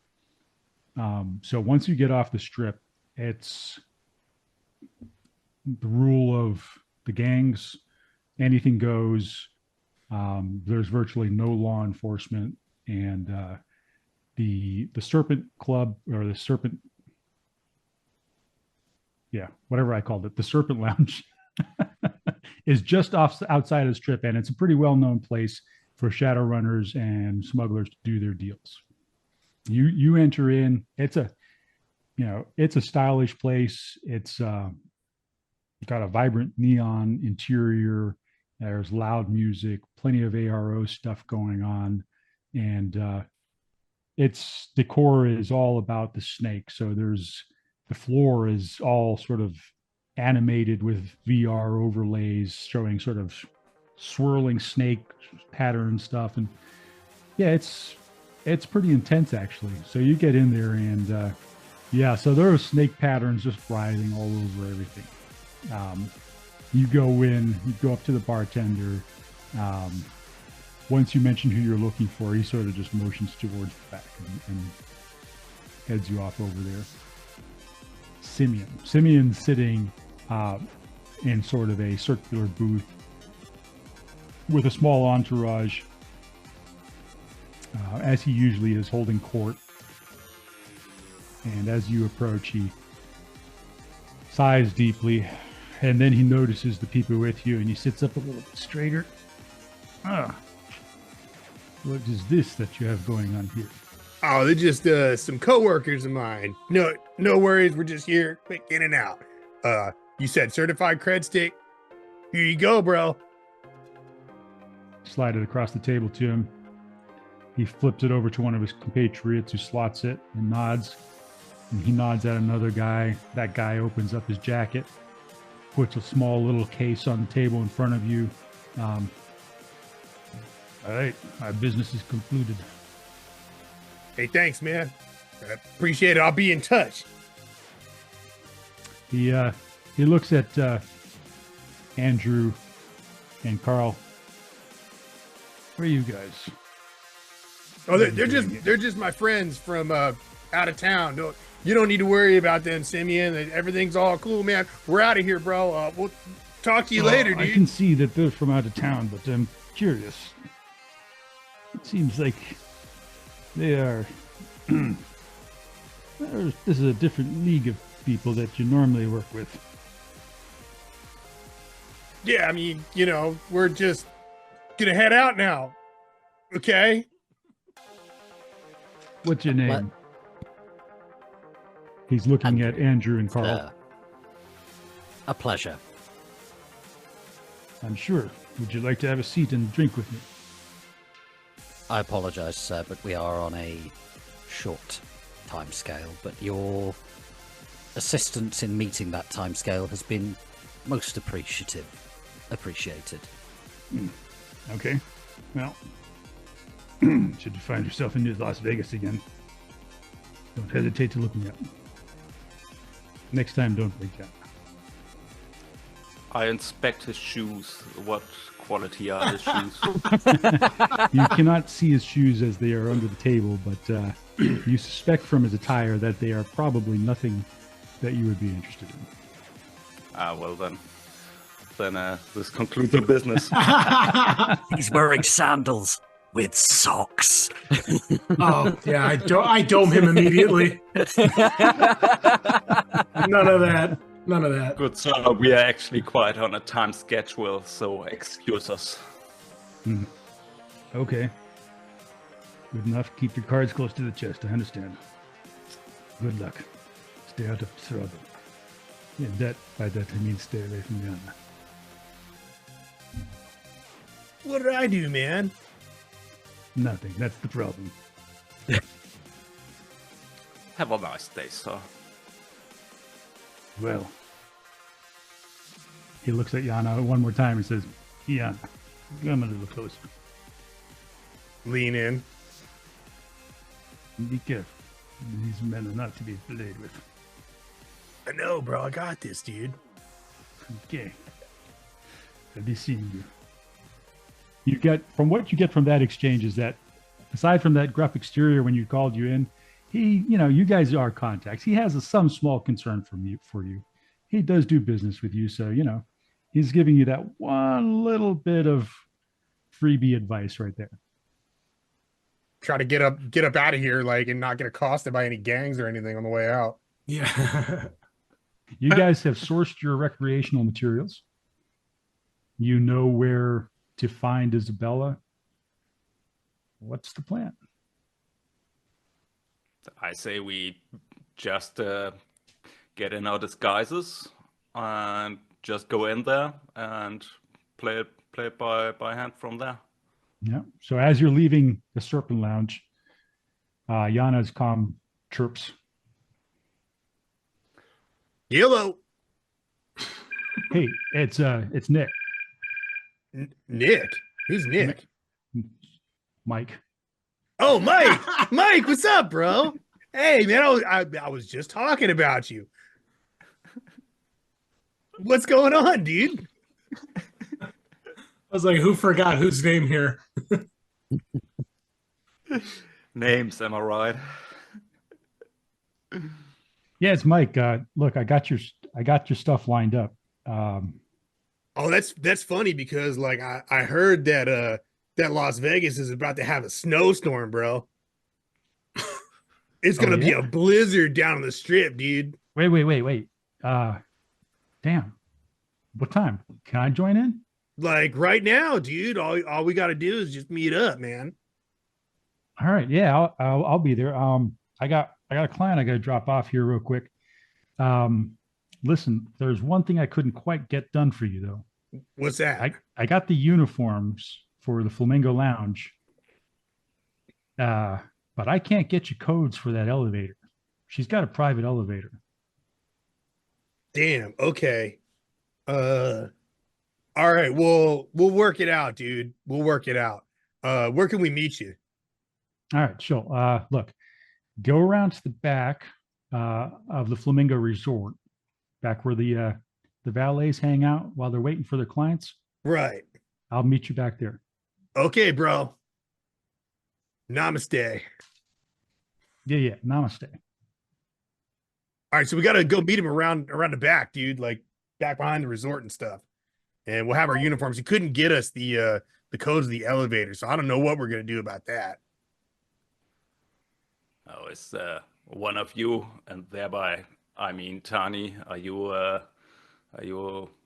you good at this stuff? Hacking computers? I'm more of a robot type guy. Not so much the hacking and it's not really my forte. Elevators are kind of robots, aren't they? I mean, when you put it that way, yeah, I suppose they are. If all else fails, we can always persuade the bellboy. Yeah. Or Very persuade the elevator. I One mean, of the two. if we really need to, we could all just go up one at a time. I could probably help out with that. How so? I'm going to cast invisibility on Andrew Oakland. Oh, sweet. Yeah, just to demonstrate that I can. I check my seatbelt. A little bit of drain. I mean, you got 5 hits on that. Andrew Oakland disappears from the view of the rest of the people in the car. Do we see you, dude? How is your magic working? Are you doing any fake finger wiggling or something like that? Yeah, sure. Like he'll do like the Naruto like hand signs, like very expressive. What is the right word? It's very good job. Very good job. Yeah, thanks. It takes a little bit out of me though. I got a little bit of a headache right now, but Andrew's sitting there going, "What?" If we have to, we can do it. You know what I mean? All right. Very good. So I'm gonna put that invisibility spell on my sustaining foci and just hold it so that I don't need to redo that again for him. All right, you get to the parking lot behind the Flamingo Resort. There's an area there where all the different valets hang out. And you see Mike Cannon's stretched Eurocar 2000, Westman 2000, parked out there, and he's sort of leaning against it, looking around. And there's a woman leaning in the car next to him, or with him, human female. She's dressed in a flamingo uniform, and she's between the two of them. You see a duffel bag sitting on the ground. Mike, what's up, bro? Hey, this is Sarah Blue Moon right here. She's could you throw her a couple hundred new yen? Oh yeah, like my associate over here has got that covered. And a look at Karl. I hand the appropriate amount of new yen to her. Nice to meet you, ma'am. She pockets it and departs. And Mike looks at the bag, says, "Yeah, there's your uniforms there." Then he looks at Tahni and he says, I don't know if we got a uniform for him though. That'd be like 2 uniforms. I suppose I can sit back in the truck and maybe provide assistance from afar. Oh, that might be actually a very good idea. Have a little bit of safety backup from you, from the air. Keep an eye out what's going on. Also, by the way, I'm not pounding alcohol. I just have a Captain Morgan bottle filled with water. People ask me all the time. I actually don't drink at all, but these bottles are awesome. So it's supposed to be a coconut. Very nice, very nice. Yeah, there's different I've got one that's a pumpkin, and then one that's supposed to be a cannonball, Everybody's like, "What flavor is that?" I'm like, "It's gunpowder." But yeah, so it's just water. It's only 12 right now, 12 noon. Cheers, mate. All right, so Mike, I heard you're ready for this weather, right? And I'll just like slap his hand with the goods in it. Yep. Oh, nice. Yeah, man. Make sure you hit your 4-wheel drive before you pop off with that stuff, dude. I'll just let the grid guide take over. It won't be a problem. There we Guys go. in the back, they won't even know. They're usually so far gone back there, or whatever they're doing back there. Tell you, man, one of these days we're gonna hang out back there and just watch the cameras, the feed Out from of the cameras. character, have we already put the Neurostun in that? No, but that's not Out of going. character, no. That's not going to. That's going to Mike. That's not going to. Make sure you don't mix them up. Mike will be very upset with you. No, the Neurostun is your guy's bag. You asked for Novacoke. I got you Novacoke. The rest of it's on you. Right. I think we'll need to get hold of the Neurostun then, because I assumed you were getting that at the same time as the Novacoke. Fuck it. I'm just spending a plot point. We've just got it at the same time off the dude. Nice. I was just about to say, because you guys asked for blow, dude. Exactly. I got you blow. That's fine. We'll just spend a plot point, save that whole mess. You sure you don't want to go back and talk to Simeon again? He said, Simeon, we're wired, dude. Turns out you found a bunch of doses of Neurostun in your kit. All right, Mike. Hey, you be safe out there, buddy. Yeah, you too. Take care of yourself. Thanks again, man. I'll be in touch. Yeah, do that. He hops in his car and takes off. Okay, so we got uniforms, guys. And one of us is invisible. So is that improved invisibility? No, improved invisibility in this is a group thing. Andrew invisible. We've got Novacoke. We've got Neurostun. We've got uniforms for everybody but Tahni. And you're out in the back parking lot of the Flamingo Resort.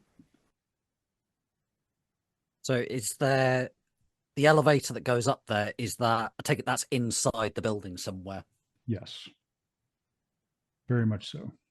Well, we may as well get changed and head on in and see if we can find the elevator. Yanah just starts like stripping his clothes off. Down to his underwear. Just in the parking lot. It's another day in Vegas. 7:30 p.m. The things you see in the parking lot. Shift change. My friends, I was actually thinking that if she has this big entourage, like not the locals, but this big party going on, maybe we should do a little change of plans. And let's say she has finished her performance. There surely will be a big party at her, what was it called? The Dome, the Makar Dome. We approach the party as disguised as we are and say we have a present from some rich guy downstairs. The present is tempered Coke. So then we make sure that she is in her room and everybody gets dozed out. And once they all have partaken in the party drugs, we simply snatch out. Well, it's one way to stop the noise complaints. I like that. Are they going to recognize the two of you? Well, they're not going to recognize Andrew because they can't see. Yeah, well. Oh, I'm pretty sure I can disguise myself in a way that she won't recognize me. Okay. Like I have pretty good con skill and charisma 6, so I guess I should be able to do that. Well, maybe you could be the businessman, and Yanni could be your provider of the goods. Yes, I like that. Very good. And then you've got Andrew's invisible in case anything goes down. And then I'll be in the truck with the drones. Perfect. Yeah, sounds like a plan. Okay, so Karl, Lars, you want to give me a roll on your con skill, which includes disguise. Yes, sir. Coming up. Ooh, Ooh, I think I would like to use a point of edge. I have one edge. Is that right? Everybody starts with one edge and you can buy up from there. So you may have started with just one edge. You have one edge. I'll just use that one edge. Okay. You can click the use edge button right on that. Yeah, it says I just rolled 7 dice again. It doesn't work. Something. I just rolled 7 dice here. So that would be 1, 2, 3 more successes. Nice. That is better. So 5 total. Let's make sure the GM doesn't roll very high. Yep. I only got 1 hit. And you have a fantastic disguise. So what did you disguise yourself as? It's like some rich asshole. You know, with the scarf and like some nice eyelashes and cardigan, and then my tusk. I get some tusk tattoos, like yeah. Given you're meant to be European aristocracy, you're wearing red trousers. Look like Red velvet. twat.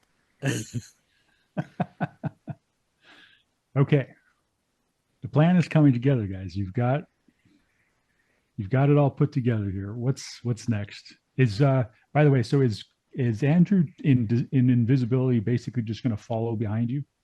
Is that the plan? I reckon so, yeah. I'll go with them. So, and Tahni Skywatcher is going to hang out in the van. Tahni, are you going to fly the fly spy along with them? He's doing repair stuff right now. Oh, that's right. All right. I would assume, so just yes. give it a quick pause. Let's do a quick pause, and we can probably just continue the conversation we can do some metagaming here. Okay. All right. So you guys enter into the Flamingo Resort. I'm saying you're going in from the service entrance in the back. You're headed for the kitchens, right? Yeah. Who's headed for the kitchens? Is that Andrew who's headed for the kitchens, or is everybody headed for the kitchens?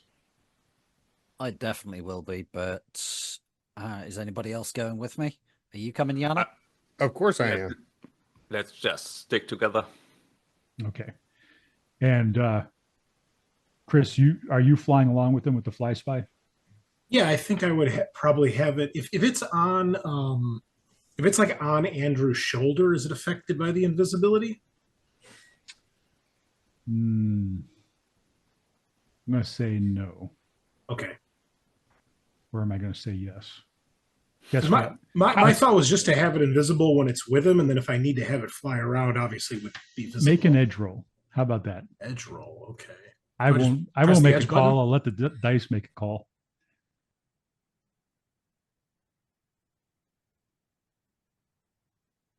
Just roll 1 dice, and if it's positive, then it's hidden by the invisibility spell, and if it's not hidden, positive. So yay. There we go. Okay. I'll have even, not positive. Even I'll have it sit on his shoulder, and then if I need to, it'll take off and fly around. All right. So Andrew, there's a little fly spy on your shoulder that Tahni is controlling. Yep. And you enter in through the service entrance. There's a hustle and bustle back here. A lot of the AR overlay and the magic effects and all that stuff is absent back here. This is the servants' entrance, right? So this is the plebes, the working class. Here it's just clean white floors, very sterile, a bunch of people running around. They hardly pay you any mind as you guys are wearing the correct attire, and they don't see Andrew. And Andrew, make us a stealth roll, please. Absolutely. Can I maybe assist? Because I feel like Andrew and I, we have worked together before, and maybe we have done something similar. Like, I'm holding the door in a way that he can get through without it being noticed. Yep, you're standing the in cart. the right way. Yeah. And will I get any bonuses from the fact that I'm invisible? Yes. So first, Lars will roll Cool. his stealth roll. Any successes he gets, you'll add as extra dice, and you'll add an extra 2 dice to your roll in addition to that. So what do I roll for stealth? Do you have the stealth skill? No, I have not. Agility just then? Or? Then just roll. Do you have stealth? No. No, I don't have stealth. Okay, so roll. It'll be your agility -1. Okay, my improved reflexes doesn't do anything good for that, I guess. Yeah, let's give your Let's you've got improved reflexes 3, so 3. So it'll be your agility plus your improved reflexes -1. So 7 dice. How do I do that? You've got dice. Just roll the dice. Just roll your dice. Yeah, I just do that. 3, 4, 7 dice. Well, only 1 success. All right. Like it. 1 additional dice on your stealth test. Okay, and what do I get for the invisibility? +2. So +3 overall. And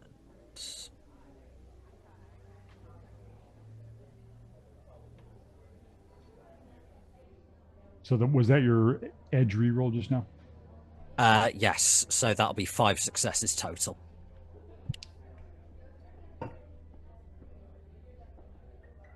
And the GM got 1 success with 4 net successes.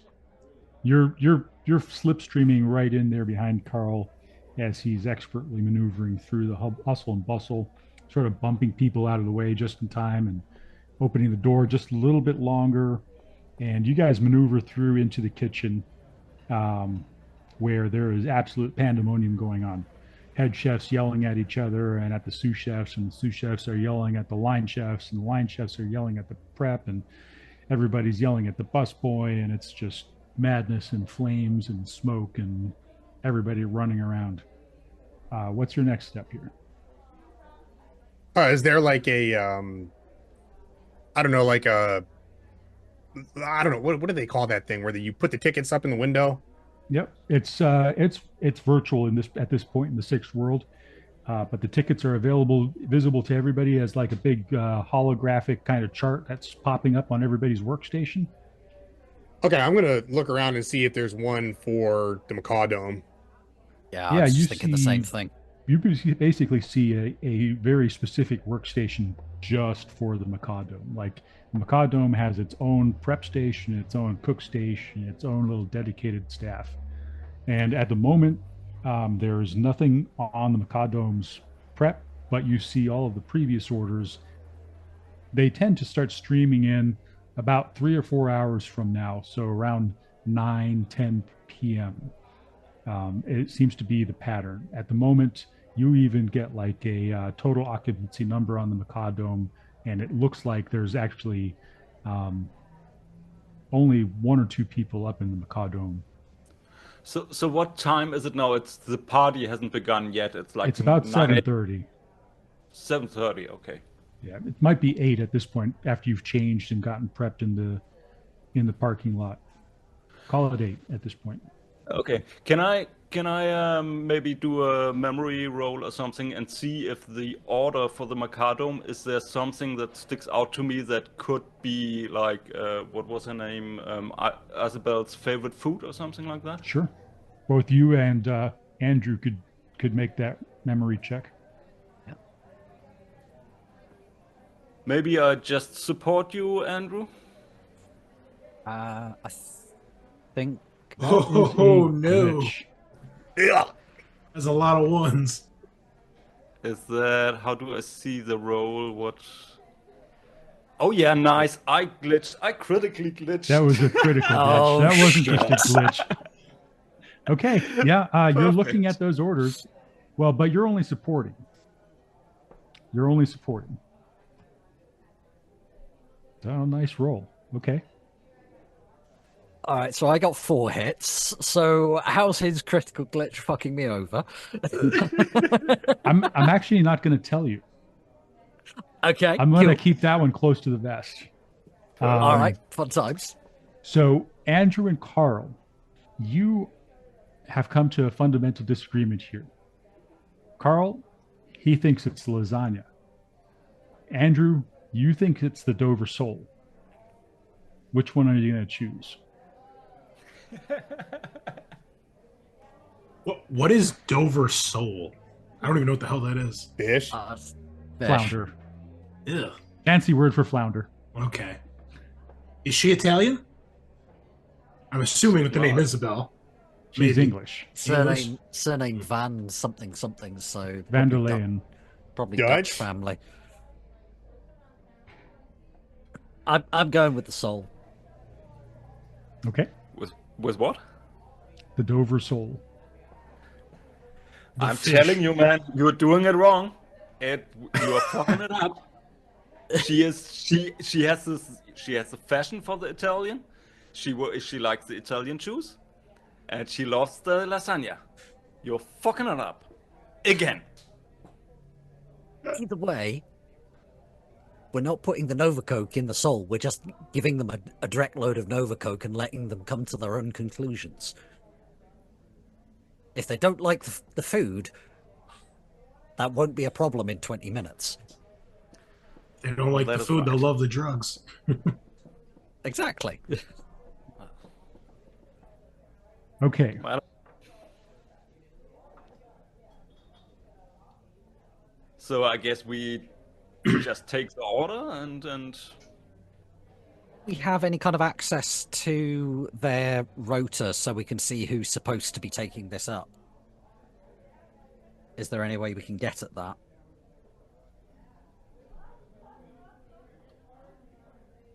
Yes, you have access. You're standing there right now. The prep station is basically vacant because everybody knows that the party hasn't gotten started yet, and the kitchen needs all hands on the regular stations. So you're sitting there, and you can see that they send up the meal orders on the sixth world equivalent of a dumbwaiter. oh, perfect. Very classy. Yeah. So And I have an idea. while you're there at the station, you also have access to something else. I'm going to give you this other thing that you've got access to as you're sitting at that workstation. Doesn't require a computer check or anything, but there is a map, a layout of the service areas that shows where the dumbwaiter is. It also shows where the VIP access elevators are for the various VIP suites. So you can see on that map, and you can share that map with everybody, where the elevator to the Macaw Dome is. perfect. Just a point of Okay. clarification, like the food is being prepped right now, and we are waiting for the food getting ready. At the moment, nothing's happening here. There's Yeah, just no orders have been placed, right? you're a little too early for the orders, but you're I looking see. at the history. You're looking at the historical data coming through. Okay, sorry. Now I got you. I'm gonna get Okay. on my comm link and send a text to everybody. Maybe if we can get Andrew on that elevator, he can call down for something immediately. Good call. Yeah. Let's check out the elevator. Okay, so the elevator is a personal access elevator. It's an elevator that goes specifically only to the Macaw Dome. It requires some kind of a SIN scan or some kind of passkey scan. And you do see that there are 2 metahumans standing on either side of the elevators. There are several elevators in this room, and they all go to different parts of the hotel. They're exclusive access elevators. And so these gentlemen here appear to be making sure that there's no unauthorized access to these elevators. And as you approach in your flamingo staff outfits, they sort of just do a quick glance at you, and let me do a quick roll. And with 0 successes, they look at you and they're like, yeah, staff. They're normally around here. Can I look at these guys in the astral? Yeah, absolutely. Are they awakened? That's all I really care about. They are not awakened. They are heavily cybered. Okay.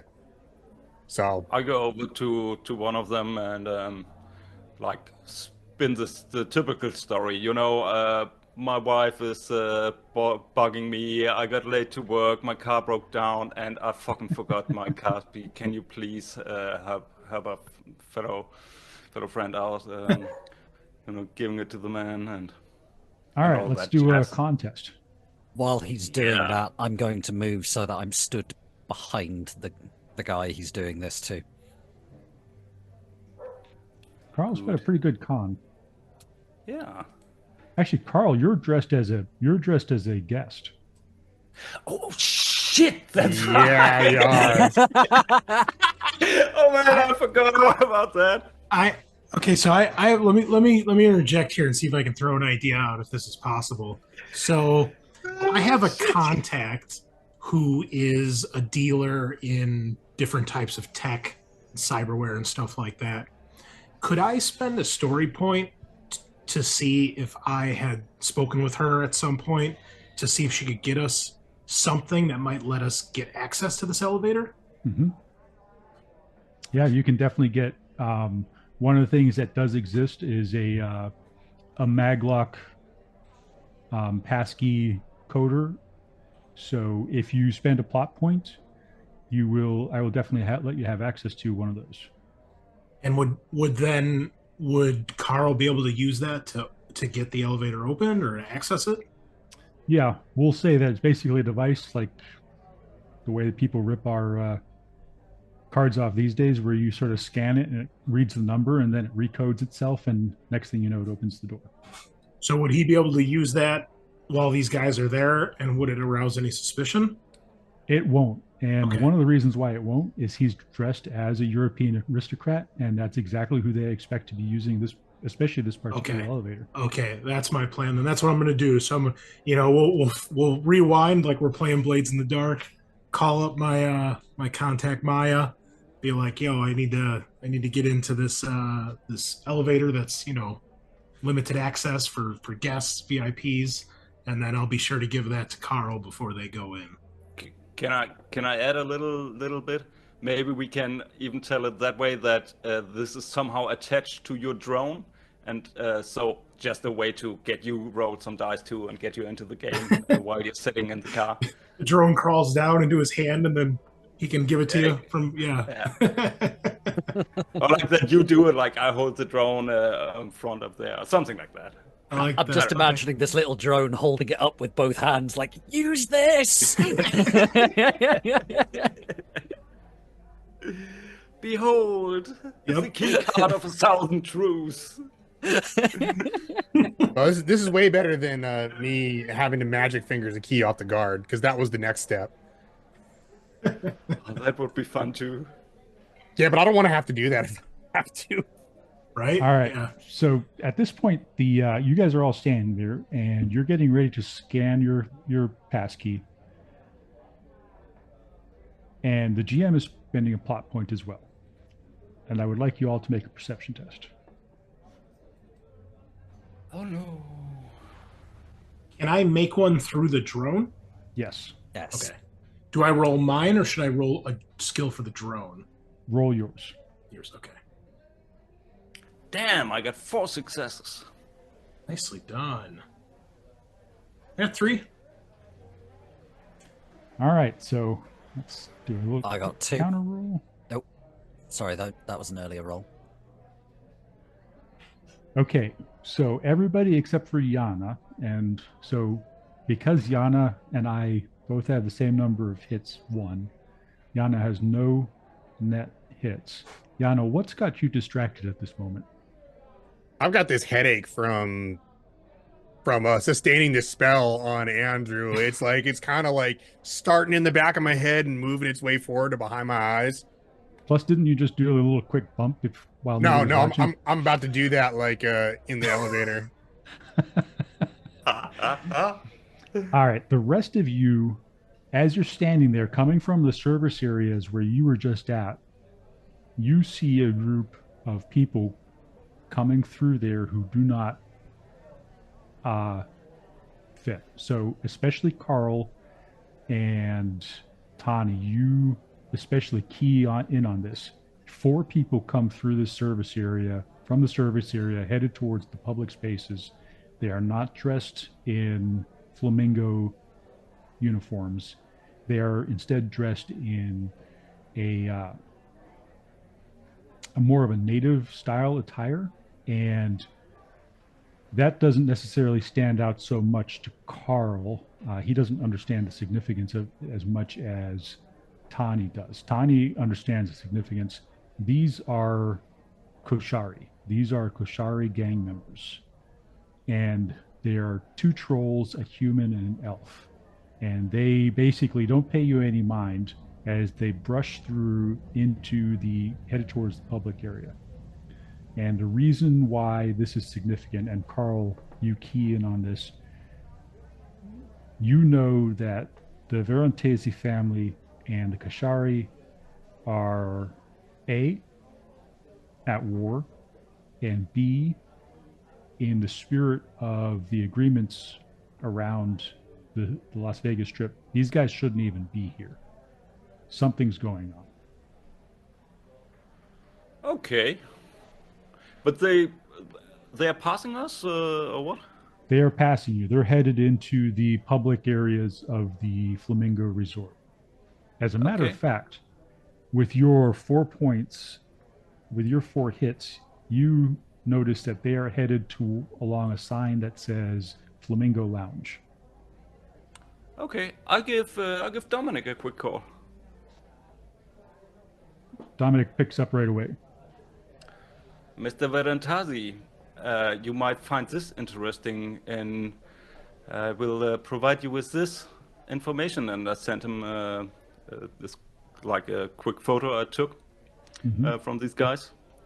In the interest of our friendly cooperation here, take this as a gift. Yes, we've clocked them coming in, Mr. von Breitenbach. It looks like they're headed for the Flamingo Lounge. Your target is currently on stage at the Flamingo Lounge. Oh, shit. Excuse me, I have business to see, so thank you very much. And I hang up, click. Over DNI, I send a message to Karl saying, keep an eye on the young miss in the Flamingo Lounge. I'll head to her room. Let's do a quick pause until Chris gets back. Yeah. If anybody needs to take a quick break, let's do that now. So let me show you a quick picture. I think I have a picture of the Koshari. Yeah, I do. So this is the Koshari. Their dress is very obvious. They do not fit in here, and they're not making a huge attempt to fit in here. They're not overtly armed. They don't have weapons in their hand, but they definitely are armed. Do myself and Yanah, being locals, do we know if these guys have beef with the crime family? They absolutely do. Okay. Problem is, I didn't see them. My back was turned or something. You had a little headache going on. You were doing one of these. Yeah. You're sort of pinching your temple. Oh, but I would have once I saw them, I was trouble 6 o'clock. Yeah, and then I would quickly explain for the benefit of our European friends who those guys are. Okay, how do we play this? We should follow them. If Isabel is in the launch, we need to at least make sure she stays out of line of fire. Do you want me to go in there and just keep an eye on her? Maybe that is a good idea.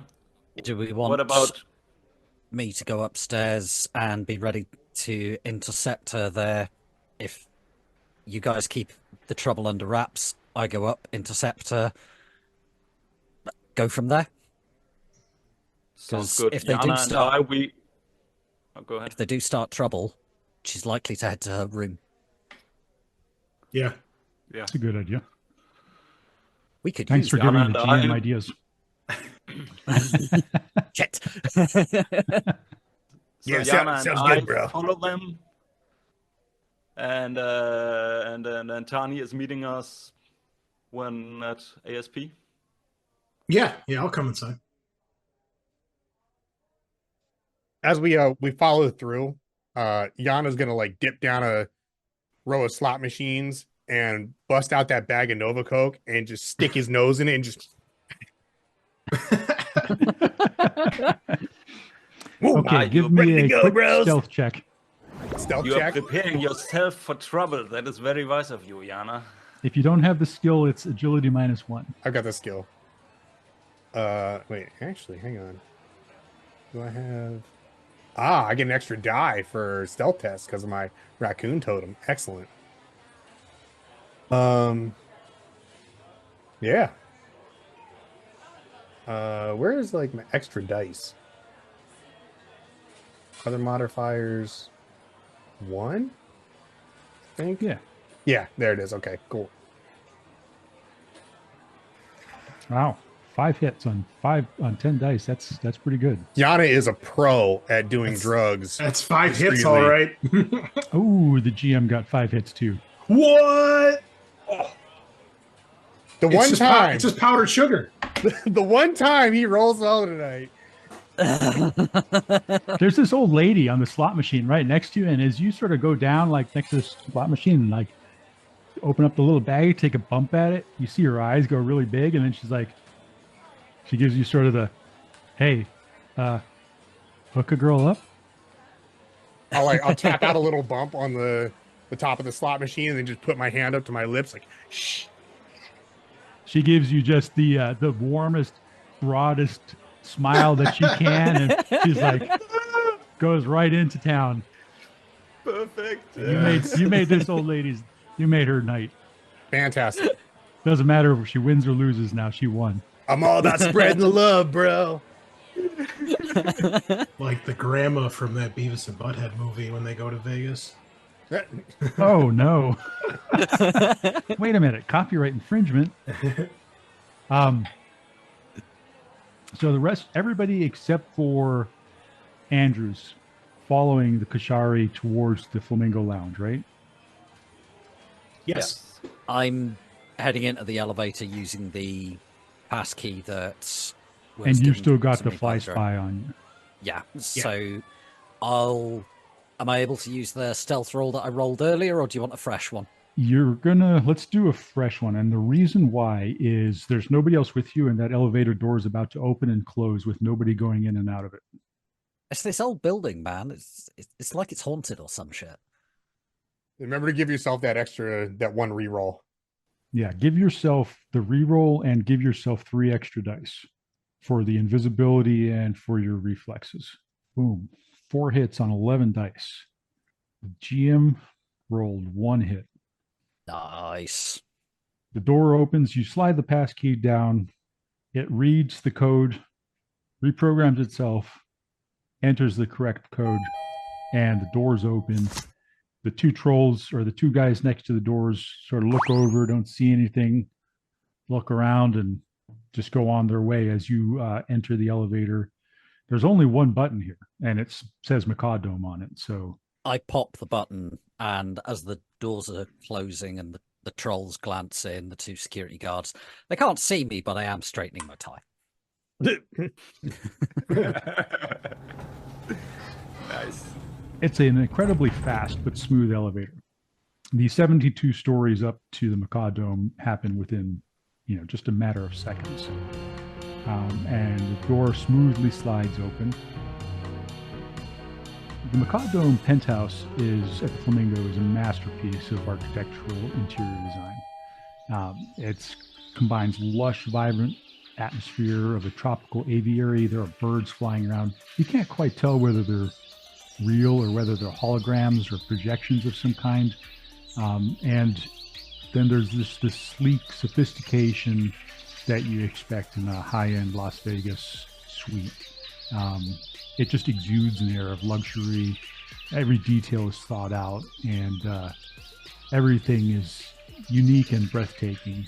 There's this giant glass ceiling that I've mentioned several times already, and the night sky is basically visible through the dome. The living area that's opening up in front of you is full of plush seating arranged around, these sunken-like areas. There are a lot of plants, and everything is in blues and yellows of the macaw's feather colors. There are exotic plants everywhere, and there's a giant grand piano sitting at the center of this area.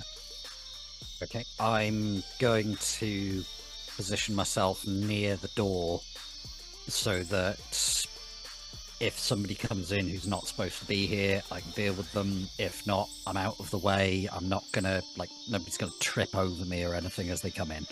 So I'm ready and waiting for our package to arrive. Mm-hmm. Could you make me a perception test, please? Nice. Very nice. 4 hits. Nice. On 7 dice. You hear the sounds of an argument somewhere in the Macaw Dome. It's some distance away from you. It sounds like a female voice yelling, and every now and then there's a male response. The other thing that you notice as you're sort of getting into position, there's a screen by the elevator. It looks like some kind of comm device, and on it you see the menu for, there's no lock on it. So basically you can get in now and send an order to the kitchen if you want. Yep, I will send an order to the kitchen for basically mirroring an earlier order, but with the Dover sole that I think we drugged it, didn't we? You haven't drugged it yet because it hadn't been prepped yet. So the Dover sole, you've now ordered the Dover sole, and it will come up to the dumbwaiter. Thank you, dumbwaiter, which you have not yet identified, but you think that the screen that you're working on currently will give you a layout of the Macaw Dome. All right, so I'll put that order in and pull the location of the dumbwaiter, and once I've done that, I'm going to go stand close enough that I can overhear the argument and get a better idea of what's going on. Okay, so you stealthily move in. No need for a further stealth check. You stealthily move in. There's nobody else in here. It looks like room service has been in and cleaned up at some point, and as you're heading towards the dining area, you see that it's adjacent to the living area where you're at right now. There's a big table, a large table made of dark polished wood, seating for 12, luxurious fabrics all over the place, and a huge chandelier that's been styled to look like a flock of birds circling over the table. Beyond that, you see the what looks like some kind of rudimentary kitchen area. Probably not much need for a kitchen in the Macaw Dome, but in the kitchen area, you see an elven woman, and she seems to be berating a troll who is standing there. He's wearing a flamingo resort uniform, and this elven woman, she's wearing a rather skimpy bikini, and she is just lacing into this poor troll who's standing there, red-faced, obviously unable to respond because of the difference in their social status. And the nature of it is that he was in here cleaning up when she was out using the pool, and she's accusing him of having eyed her up in a way that she did not appreciate. And she is basically giving him the business and telling him that she's going to call his manager and get him fired. Sucks to be him. I'm staying the hell out of that. Sounds like a wise plan. Sorry, buddy. No, you'll get no help here. He, after a few moments of this, she basically turns on her heel and stomps away, and you see him sort of lean against the countertop, and then he says, you hear him mumbling under his breath, "Frag this trick-eating slitch, I never even saw her before now." And then he heads towards the elevator. What was that you said there, Paul?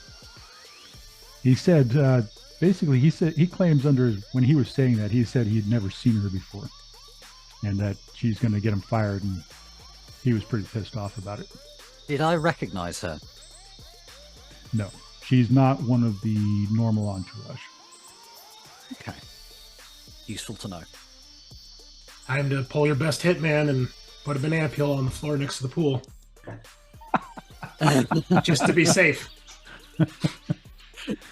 Hide her in the laundry basket, yeah. The troll departs through the elevator, and that's the point where you find that there's actually a service elevator to the Macaw Dome, where through the staff come in to clean. All right. I will let the others know that via DNI, and I take it, if I check the place out, there's nobody else here except this elf chick who's now in the pool. Correct. All right. I will go back to near where I can see the door, but where I can overhear her, just in case anything comes up. We're going to switch scenes here for a moment. Let's see if this works. All right. For the team that's headed over to the Flamingo Lounge, this sort of sets the scene of what's going on. It's this dazzling venue full of AR overlays, amazing light shows, holographic flamingos all over the place. And smack dab in the middle of this room, exactly where you don't want her to be, is Isabella belting out one of Maria Mercurial's greatest hits of all times, and the crowd is absolutely loving it. They're cheering. Obviously, there's some kind of system in there where you can, in AR, you can send over like special effects, and you see like people like throwing virtual AR flowers at her, and like Roman candles going off, fireworks and stuff like that, as people show their appreciation either through AR effects or magical effects that of course they have to pay for with their new yen. And she's you see there's no official singers there. The dancers that are supposed to be out there are dancing with her. She's dancing with them, and it appears that everybody's having a great time. And in the background, you see the Kashari have lined up. They haven't made any overt moves against her, but they are watching her intently. She is the focus of their intention. Can I look at them in the astral real quick? Yep. Are they awakened? Are they cybered? What's their story? So of the four, there are 2 awakened and 2 mundane. The awakened, one of them is obviously a magic user of some type, potentially also a shaman. You get a flicker of something on him that makes you really uncomfortable as Racoon. Just makes Racoon feel a little bit nervous and skittish. And the other 2 are mundane. One of them is pretty well cybered up. It's 2 trolls, an elf, and a human. All right, I'm gonna send this to the group. Basically, just give them the rundown on what I've seen in the astral. That we have a couple of magic users are awakened of some type.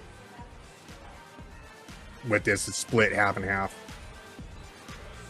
Is it worth maybe letting the Berentezis know these guys are here? Maybe. I'm scared of those guys. I don't want to call them. I called them already. They know. Okay. They know about the situation. All right. Paul, when I look around, give me an overview. We come from some side exit into the room, and where are these the bad guys? You follow them in, so they've intermingled into the crowd slightly, but they're off towards the back. So you're to their left, You've come in. You're to their left. Isabella on the stage is in front of all of you. They're on your right, looking at the stage. Do I see any of the staff, like the secure personnel? No, there's no visible security personnel around the stage. Doesn't mean that there aren't any there, but you don't see anybody. And for now, the bad guys are just watching and doing nothing, or what? Mm-hmm. They're just watching. So I would like to get close to the stage as if I'm really into this. You know, I'm going to blend with the crowd, cheer, you know, buy some digital flowers or whatever to throw up on stage. But I want to position myself in a way where I can see both her and the Kashari guys. And if they are about to make any sort of move on her, I want to be able to try to jump up on stage and either put myself between them and her or like knock her down so that she doesn't get, you know, shot or something. Okay. Karl, could you make a perception test for me? Yes. Of course I would. Actually, I would love to, because I just found out that I have enhanced perception. So that lets me re-roll one of my dice. So... and I roll one die more. And no. 2 successes. 2 successes. And Game Master only got 1 success, so you're still perceiving quite well what's going on. And as a matter of fact, amongst the dancers that are behind Isabella, you see George and Sophie. Oh, very good. Very good. I would like to place myself behind these natives, like in pretty close up, and I would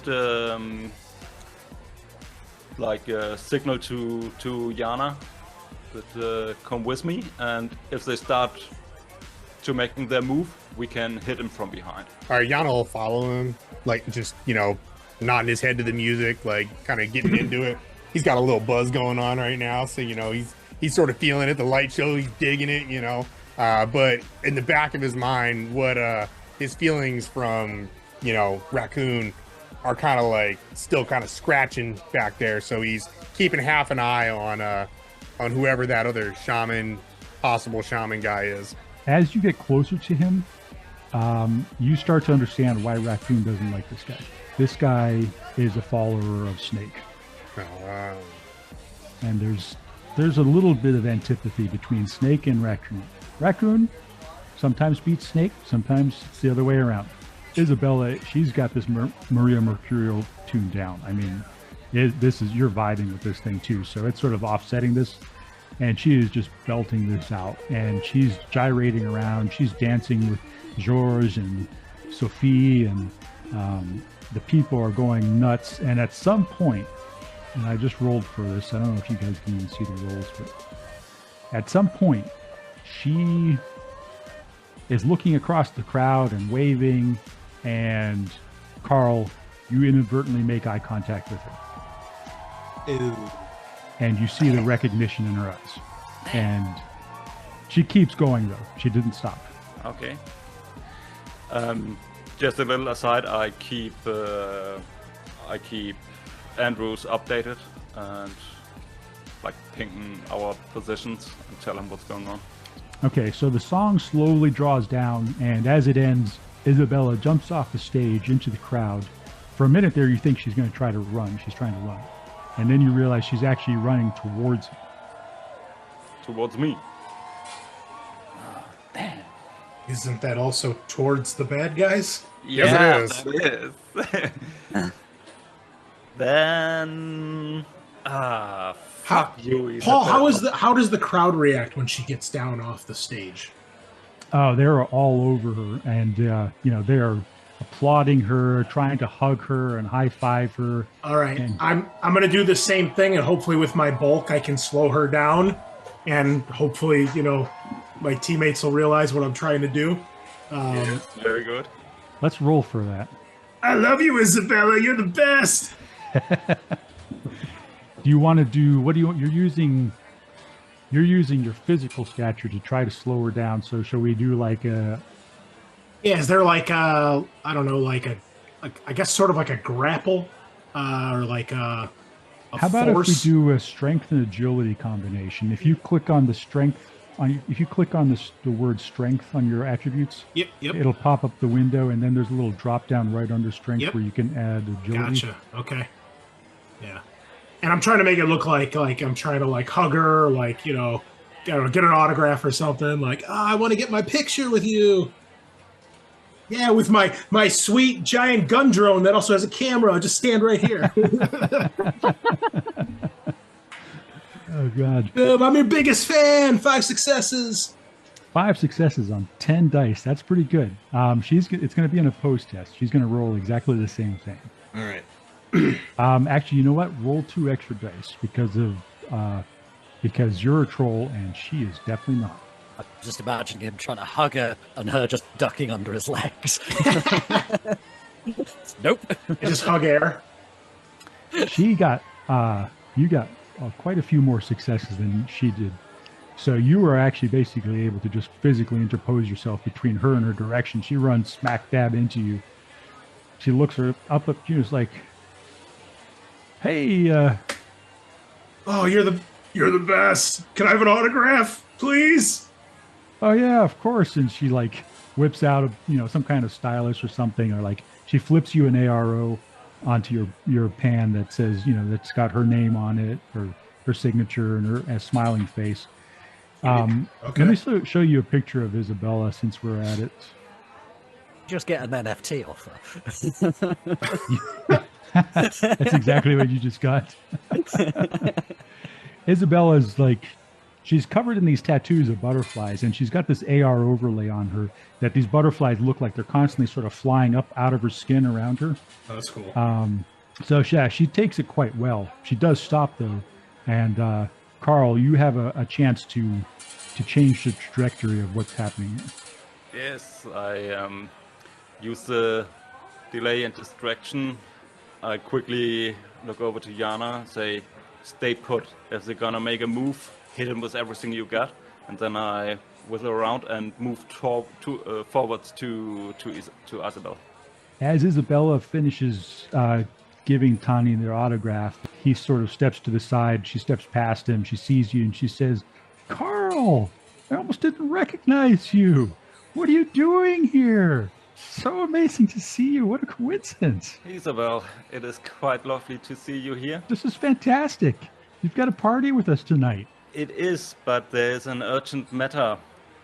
Don't look too closely, but behind me you see these 4 odd-looking people. They are looking for trouble, and you are the attention of the trouble. I strongly advise that you go immediately to your room so that we can handle the trouble here. The family has sent me to protect you. Her face falls for a minute. She says, "Oh, damn it. They have to ruin everything. Come on, Karl. Can't we just have fun? Screw the family for a while. That'll keep. Everything's good. Come on, let's just party. Let's have fun.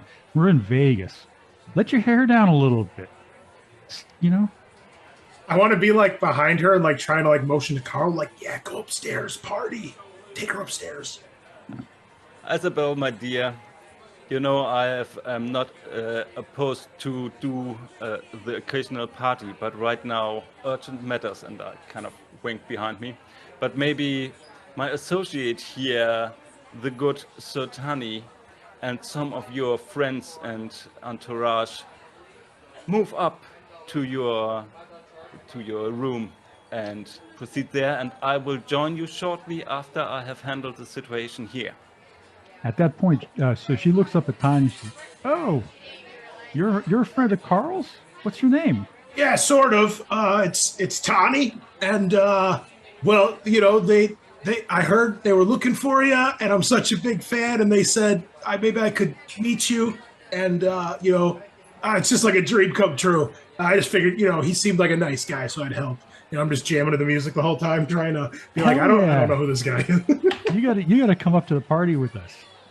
Yeah. Okay. Let's go party. Yeah, and I'll make sure when I'll get behind her so that if these guys try something, like I'm kind of blocking them, And then I'll give like a wink to Karl, like, you know, and yeah, try to escort her towards the elevator. Yanah, what are you doing in all this? You're seeing all this happening. I'm keeping an eye on Snake Totem, dude, mostly. I mean, kind of half an eye on the other three, but mostly I'm just like focused on this guy, ready to zap him from behind if anything pops off. So as you're watching them, you see them slowly do the Homer Simpson fade into the bushes. Okay. So as they're watching this interaction, something about it has triggered them to sort of they're slowly pulling back and disappearing in amongst the slot machines. All right. Well, as that happens, I'm going to give it a few moments and take that as my cue to also do the same and sneaky raccoon my way out of there. Okay. You're not following them though, right? You're No, just sort of I'm taking a backing up. different route, like trying to give these 4 dudes a wide berth. At this point, if it's going to pop off, she's not going to be there. That's all I care about. While they're doing this, I'm going to assume I've heard a lot of this over DNI, so I know roughly what's going on. I'm going to see if I can find the elf woman in the pool, see if I can find like her purse or something, see if I can find ID or anything like that to try and get a name. Okay. The Macaw Dome is huge, so let's do a test here. How about a logic and willpower test? That's probably some kind of skill, but let's just do willpower and logic. Ew. Ooh, Oh no. that is not a glitch. It is 0 successes. I will be edging that. Jeez, how much edge do you have left? Yep. 4. Wow. I went all in on Wow. edge. I'm human, so I get a bonus point of it. All right, 2 hits. It takes you a couple of minutes. You're hearing all this going on downstairs. You might even have at this point.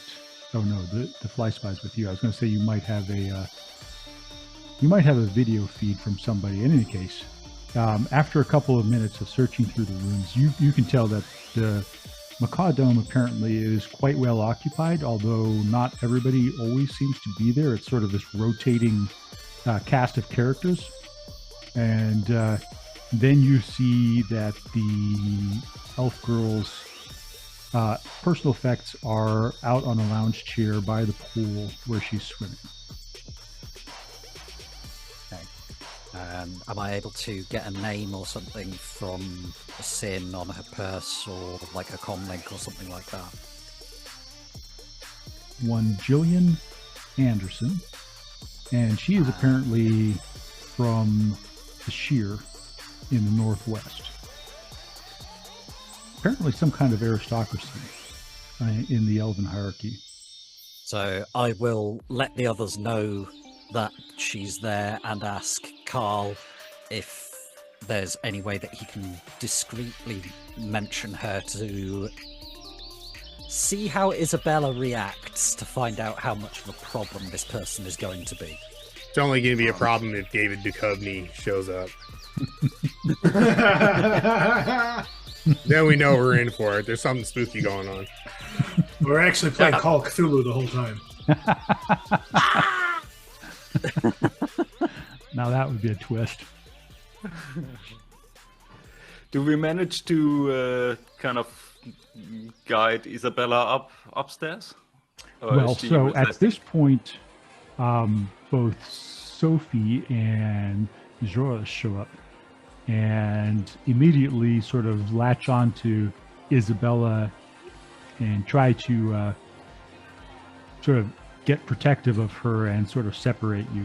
George is looking at you and saying, yes, we're just having fun right now. Just you leave us alone. You're the help. Go away. You know, being polite and all that. But since Isabella at least knows me and knows what I'm capable of and knows that I'm being called from the family when there's trouble ahead and all that, I kind of put the, what's the saying, like put the hand on the table and say, "It is urgent, young lady. We have to move now. You are in great danger, and take your entourage and go up to your room. You are grounded for now, young lady." Use your mom voice. Yeah, exactly. Okay, so this is going to be a roll. This is going to be a good roll because you're going to roll. Etiquette? You could roll. I think etiquette's your best skill there. Could I assist and like trying to like diffuse the situation and be like look, Isabel, you know, he told me, you know, he's here to make sure nothing goes wrong. You know, those guys look a little shifty. Let's just take the party upstairs. No big deal. Let him do his thing. We'll do ours. Absolutely. So you'll roll your dice first. The hits that you get. And what do I roll? So this is going to be any kind of social skill that you have. Don't have any of those. No. So you're going to be using your charisma -1. Oh no. Now how do I put the negative in here? Do I put that under modifiers? -1? Yeah, you can just do a modifier on that. Okay, so no extra hits. I mean, you're in there mixing it up. You're saying all the right things, but saying them way too loudly. All right, here it comes. 11 dice. These two just and I'm silver tongued, so I may re-roll 2 of my dice. I should and that is 1 more success, so that is 4 successes. Okay, so now you're going to be rolling against Isabella, and George is going to be assisting her.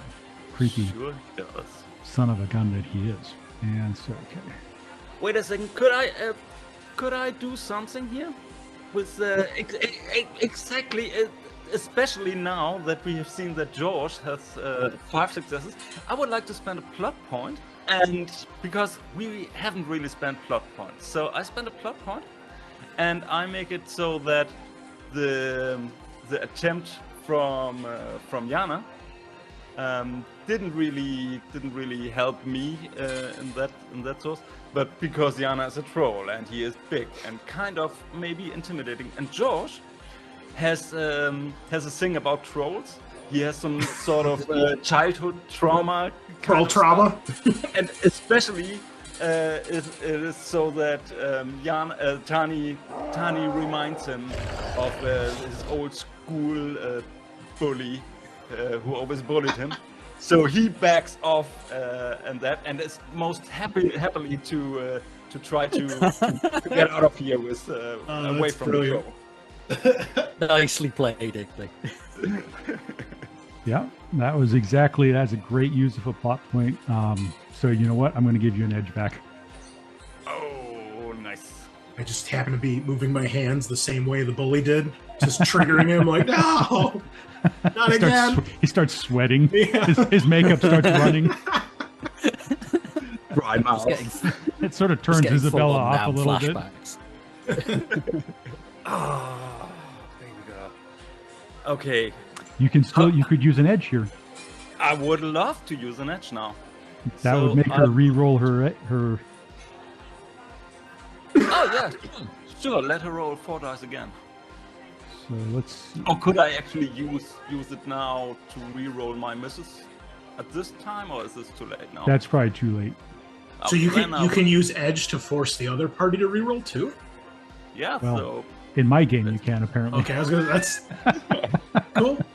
Yes, that's not an official anarchy It is mechanic, now. but Okay. that's GM it's discretion. a 6th edition thing, So let's do it. I love it. So please. I just gave him the edge. I'm giving him a chance to use it right away. Why not? Yeah, perfect. Okay, so how does that work? That's not the right way to do that. You know what? We will take it. And you know what? We're going to give that to Karl. So she looks a little bit crestfallen. She starts to argue with you, and then she, all of the aristocracy in England and Europe, everywhere, they've got this innate training that they don't even know that they have. There are certain things that when you trigger it, they are unable to resist, right? If you ask whether the queen would like a cup of tea, she's going to say yes. If she wants digestive with it, she's going to say yes.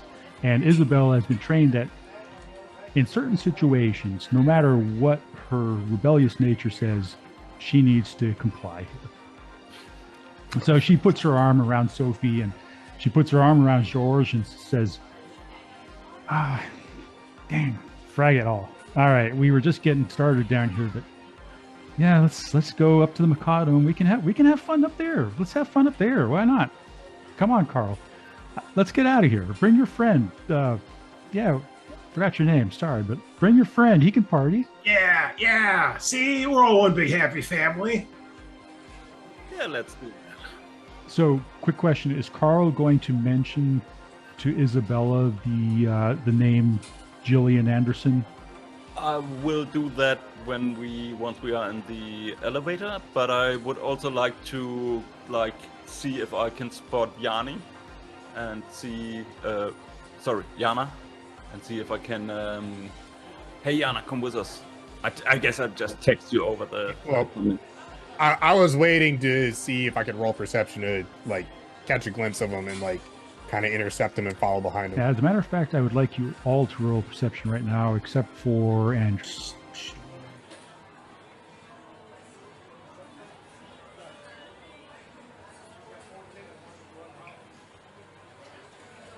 Ooh, 5. Those are some nice rolls. Oh, and I got a reroll, so I got 3. Because I'm taller than most of the crowd, so I can see. Yeah. It's blocking my line of sight.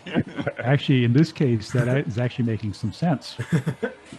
So you guys are the group of you, heading towards the private elevators that head up to the Mikado. Yanah, you're on a. Now you've got me saying it. You're on an interception course to join up with the group, and all of a sudden you see this big group of people coming in. Tourists, older people, blue-haired, sort of your blue-haired biddies coming in to start pulling the levers on the slot machines, and they're swarming around you. Something's not right about these guys. They're looking happy and friendly, and they're joking. But all of you, your spider senses start tingling. They're carrying themselves a little bit too put together. They're a little bit too observant. Something is going down, and we are going to roll initiative. Oh, snap. Oh, yeah, baby. Okay, and then there's no dice next to my name? Oh, your initiative's already rolled. Somebody already rolled your initiative. It's probably me. Sorry about that. Sick. No, I like it. I'll take it. Okay, I got it. Thank you. Boom! First dibs. All of these people are swarming around you. It's obviously an ambush. It's obviously not the Kashari. The people who are swarming in around you, it looks like what they're doing is they are going to try to intercept Isabella and get away with her.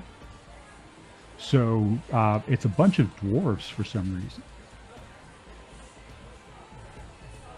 Oh, it's like a bunch of Oompa Loompas, man. Look at these guys. It's a bunch of Oompa Loompas. They're just in there trying to... They've tried to sort of they've styled themselves like tourists. They're a bunch of old people. They're just flying under the radar, getting close enough. By the time you realize they're there, they're already on top of you.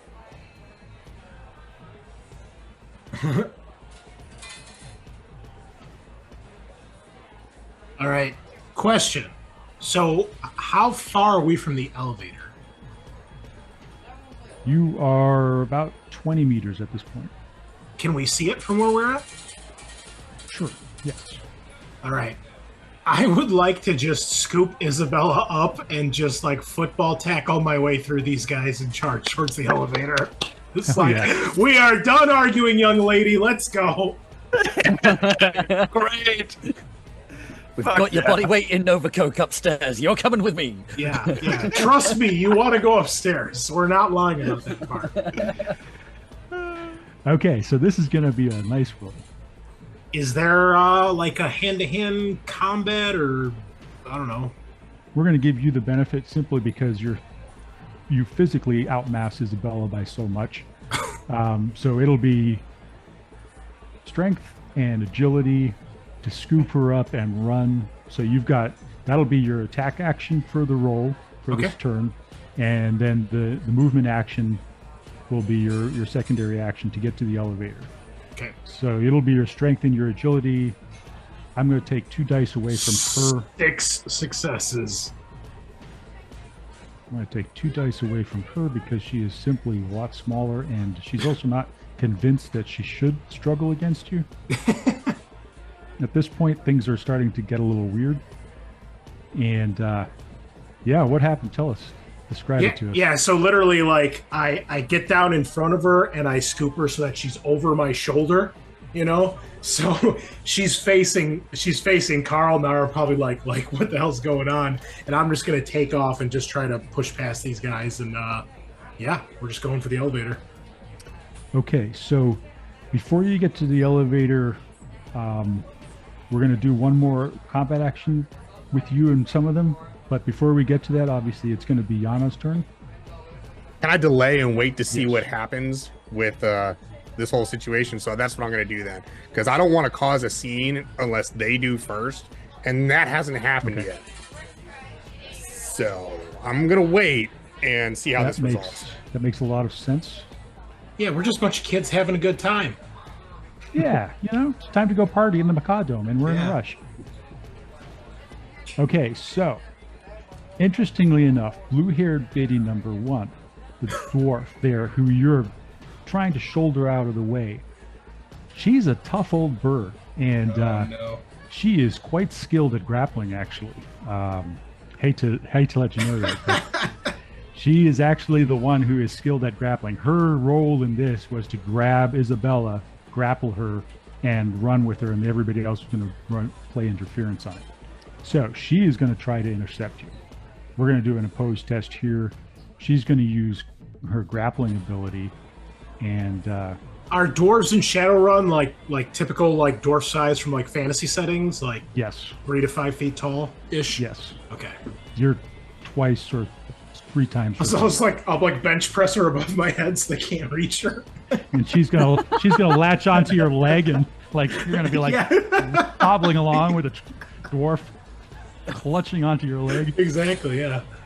Blue-haired Biddy just headbutts you in the nuts. Exactly, yes. Wow. All right, I've got 4 hits. Oh, I'm sorry, I'm making an opposed roll here? Yes. What, strength agility? Give us the strength agility again. Okay. And if I pre-edge, what does that do? Pre-edge counts 4s, 5s, and 6s as hits, and I think it gives you an extra dice as well. I've only got 1 edge. I think I'll save it for now. I think I'll save it. Blue-haired Biddy used her edge. Didn't give her anything. All right. Yeah, I'm just going to stick with this. Oh, not enough. Yeah, so as you're bowling through these guys, you've got Isabel up over her shoulder. She lets out a yelp. George and Sophie both start screaming and chasing after you as if to try to stop you. And this blue-haired older dwarf woman like lunges out of the crowd and latches onto your leg. As a result of that, you're not going to make it to the elevator in this turn. All right, that's fine. Karl, they've got a death grip like a bear trap. Don't you worry, I will be there soon. So, Yanah, this is the moment where you could potentially let me know anytime you want to jump in here. Okay. So I was ready to like do some levitate action and make sure she doesn't like hit the floor too hard, because no harm can come to the mark. So that's not what's gonna happen. I think I'm gonna wait a little bit longer. So just delay me again. And Tahni, as you're running, you feel the dwarf grab onto your leg, and you're still running. It's slowing you down, and suddenly you're hit by this wave of confusion. Shit, frag. Which way was the elevator again? Wait, oh no! Why do I have this? What's going on here? Mechanically speaking, you're going to roll 1 less die on every action until I tell you otherwise. All right, now do I recognize this as a spell? In Shadowrun, magic casting is visible and perceivable. Because we're in this atmosphere where there's a bunch of people and a bunch of things going on, I'm going to ask you to roll perception and +2 dice on perception just because you know what you're looking for. Okay. Ugh, so tired. Yeah, you get 4 hits opposed to my 0 hits. You see one of these blue-haired ambushers here looks to be actually an older elf woman. You see the telltale sign of magic as she sort of makes an arcane motion with her hand down at her side. You can't quite tell what it was unless you're perceiving astrally, but she's obviously a caster. All right, here's what I'm going to do then. I'm going to yell to Tahni, hand off, and I'm going to cast Levitate on Isabella and try to fly her straight through the slot machines to the elevator. I throw her first to get you some extra distance and momentum.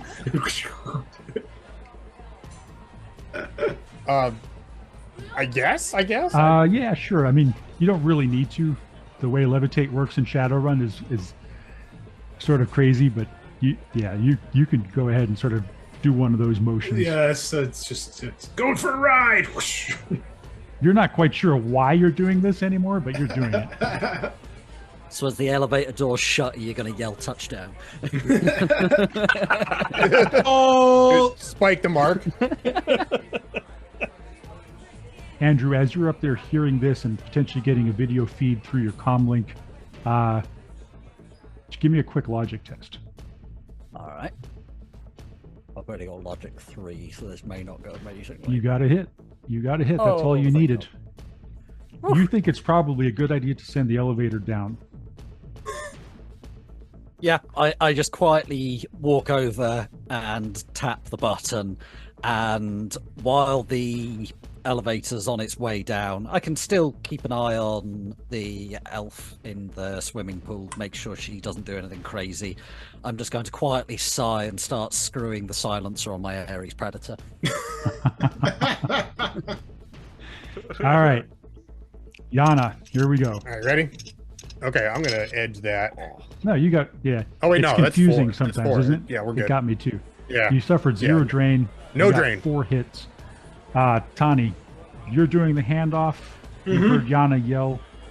You don't know exactly what he meant by it, but you figured, I'm going for it. This is confusing enough. I need 2 free hands to get this dwarf off my leg. Yanah, you feel the levitate get a hold of Isabella, and she starts flying forward. What are you doing? I'm gonna send her towards the elevator, and I'm running after her. Yeah, you've got her. She's flying right for the elevator, actually faster than Tahni could probably run through the crowd with her. I'm actually going to say you're going to make it there. Well, hey, can I flavor something real quick? If we're gonna make it there, I'll set her down right in front of the elevator, and then open up my jacket and show her the Nova Coke and be like, "Follow your nose." As you say that, the elevator door dings open and you step on, and the 2 security guards that were standing there are like, they're standing there confused. They've got their hand in the jacket. They're not sure whether they should be reacting to you, to what's going on out on the floor. They're not reacting right now. It's fitting because we're in a bird casino. I see what you did there. That's right. I did that. It was like a triple entendre right there. All right, Karl. All right. So, quick question: can I also make a free perception test to see if I see the magic too? Sure. Or how does the? Okay, then I would like to do that first because kill the mage first, right? Yeah. Okay. 1 success. 1 success is all it takes, though. That's you pick out the elven magic user. She's a little bit more obvious. She's taller than the other ones, and she's making weird motions with her hands. Okay. So I know my stuff. Geek the mage. So I'm going for her with an unarmed attack. And I would like to. I have so many plot points, so I would like to spend a plot plot point more. And like, whilst I'm rushing forward to that magic slinger, my something in my clothing gets stuck on one of the slot machines, and I pull the lever, and it's a jackpot, and money starts spewing out, and like the bells and whistles go off. The lights and it starts alarms. Distraction. Everybody comes running and hopefully distracts the other blue head guys. All right, so you run past, you create the distraction. All of a sudden, like you say, bells, lights, whistles, coins, and tokens are just spraying out of this machine, and people are screaming and rushing to the scene of this noise. Yeah, it's a giant mess of people and distraction. And you get up to the which one are you attacking? Oh yeah, sorry. The mage. Of course. Slinger. All right. So this is number 4. No, I it's need to the- target her, right? Yes. That is her. Okay. Mhm. So that was target, and I do an unarmed melee combat thingy. Do you get any bonuses for that? Oh, plenty, but I only get 2 hits. Okay. She is going to do physical defense, and actually I'm going to give her a negative because she is sustaining a spell on Tahni at this point. Wow, she saw you coming, Karl, as you were coming in. Probably the distraction worked against you at this point. She heard the noise and she glanced over, saw you coming in hard. Are you sure? You only got 11 dice on that, huh? Okay. You don't want to edge that? You didn't want to edge that? Actually no, because it's all part of the plan. Yeah, never underestimate the Europeans. Because I got a second attack because of my crazy reflexes. Yeah. All right. Hit us with the second attack. Yeah, a little better. 3 successes. My bonus come in when I hit, then I do 3 extra damage. Okay, so she's getting a second negative dice because this is the second attack against her. Nice. Yes, you got 1 net success to add to your damage value. Okay, and the net successes doesn't amp up the damage? Yes, it does. Yes. So you've got, in this case, you've got 2, 5, 6 points of physical or stun damage, whichever you prefer. Okay, then I would really like matter to in this case. re-roll my misses, because then that would just add up to my damage, right? Yes. Okay, so I re-roll, what's that, 8 dice? I just do it here because that's quicker. 8 dice coming. And fuck me, that is only 1 success, man. So 7 damage. Oh, man. So, good news though. She has only 6 armor because she's in disguise as a tourist. So, you knocked off, you've destroyed her armor, and you've gone 1 point into either physical or stun. You choose. I will do stun. That is more like it here. Okay, so I guess you can just describe your attack if you would like. Yeah, I run forwards to her. My coat like mangles up in the slot machine. It goes boom, and then I throw a good old left-right. And the first one she dodges, but then the right upper hand cut comes, and hopefully she is a little bit distracted now. She's definitely distracted. I'm actually going to say she drops the sustained spell that she had on Tahni there. Okay, who was next? Blue-haired biddy number 2. Okay, so blue-haired biddy number 2 is a dwarf. Seeing how Isabella has been levitated towards the elevator, he is now sprinting towards the elevator, and he has a stun baton in his hand. He's not going to get to the elevator just this turn yet, though, but he would be in the next turn, unless you close the door in his face. Blue-haired biddy number 3 is doing something similar. She's headed for the elevator as well, which brings us to Andrew, who sent the elevator down. So let's call that Andrew's roll. So what I'm going to do is tuck the pistol back into my jacket now that it's got the silencer attached, and walk back through to where this elf is swimming. And I get the sense that she's just going to be trouble. So is she still in the pool? Has she gotten out or anything like that?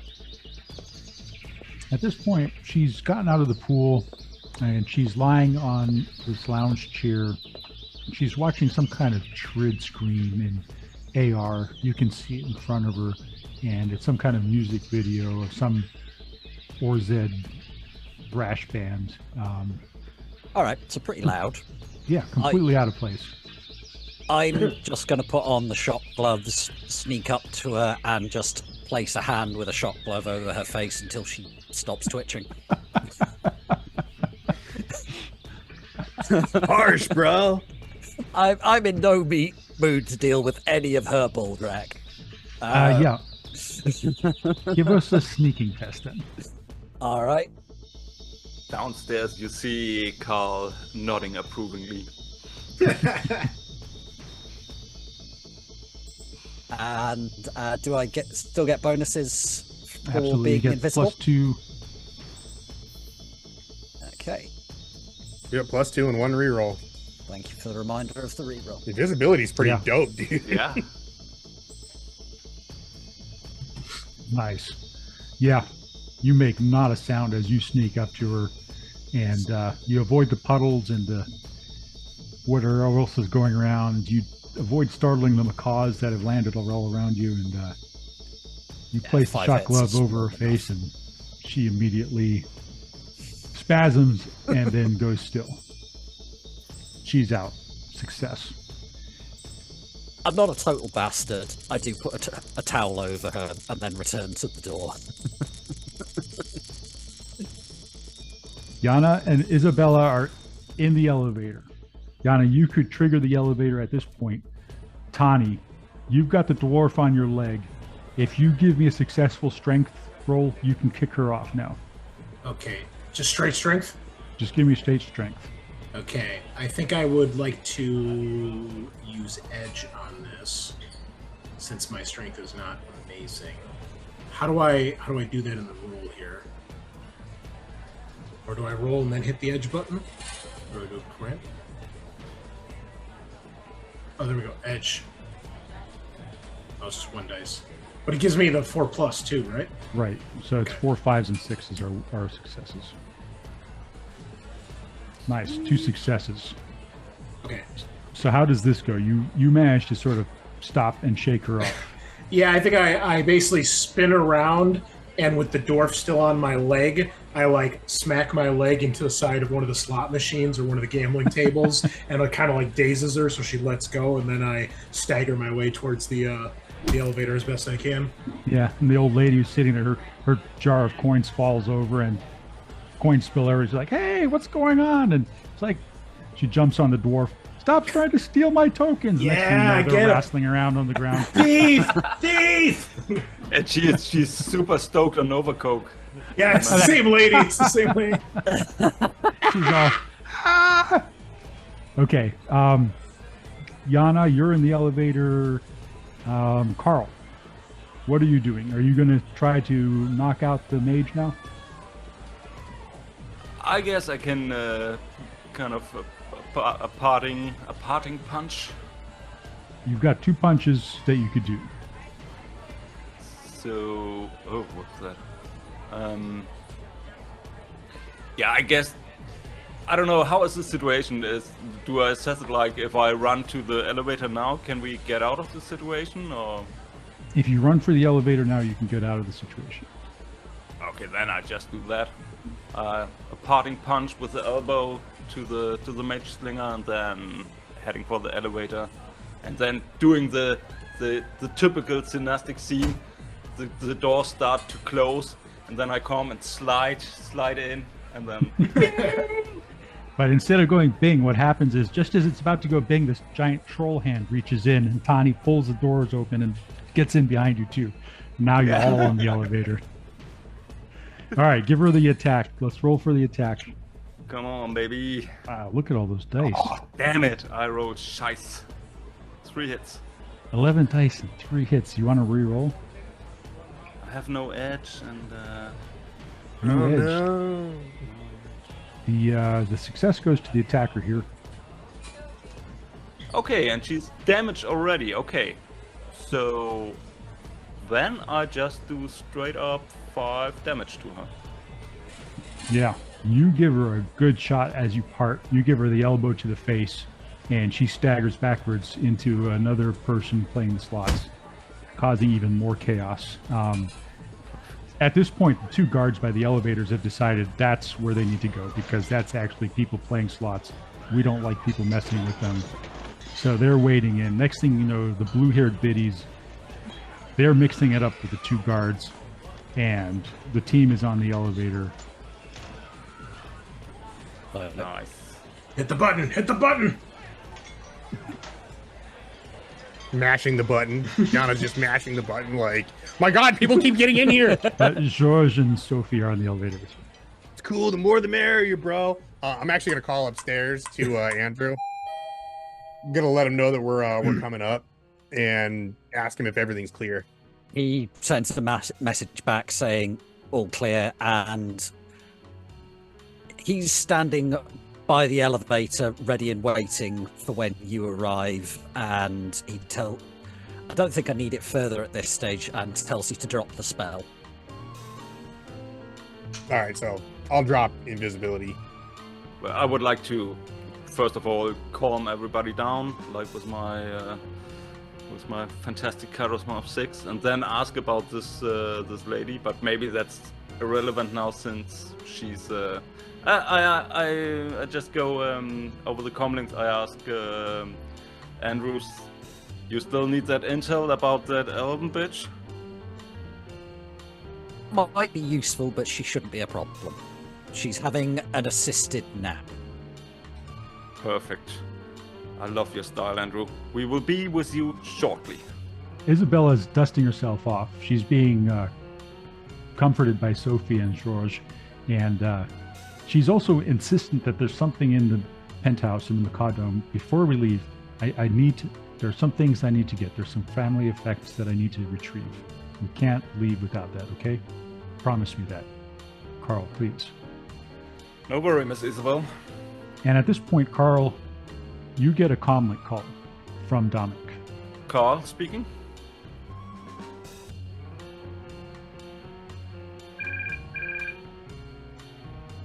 Yes, it's Dominic.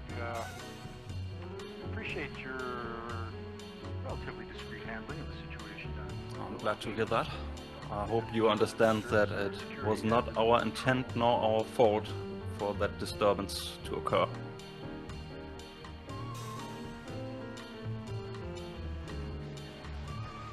Oh, of course, you handled the situation with the utmost professionalism. I appreciate it.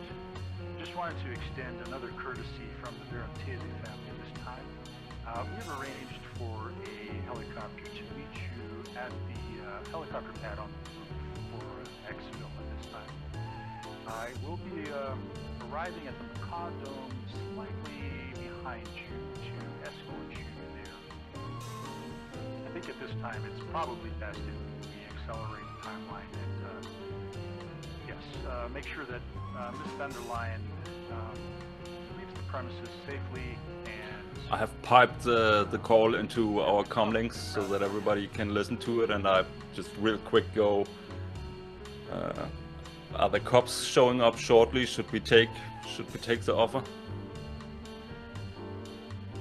I think it's better just be done with it. Well, I mean, Best to be out quickly. yeah, the other option is we bust a window out and, Yeah, today fly to the bring a hand ground. glider or a parachute. Plot points.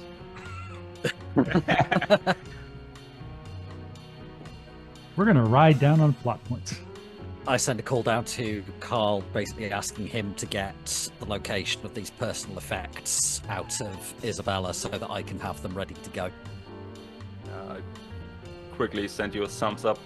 And well, Mr. Verantasi, we would much appreciate your further assistance in that matter, and be assured our eternal the thing that we are thankful for you. Fuck my English. Gratitude. That was the word I was looking for. Thank you very much.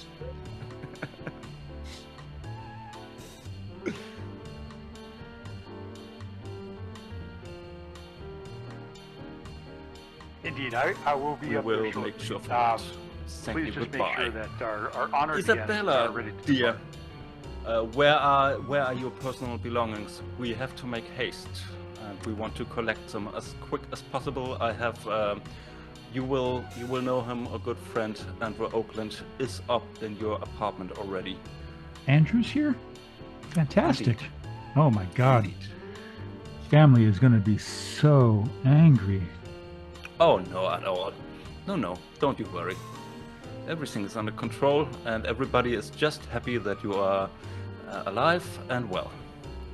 What a crazy idea. Okay, so there's only one thing I need. I need the locket from my mother. It's in the safe. And she gives you the passkey. I ping it through to Andrews.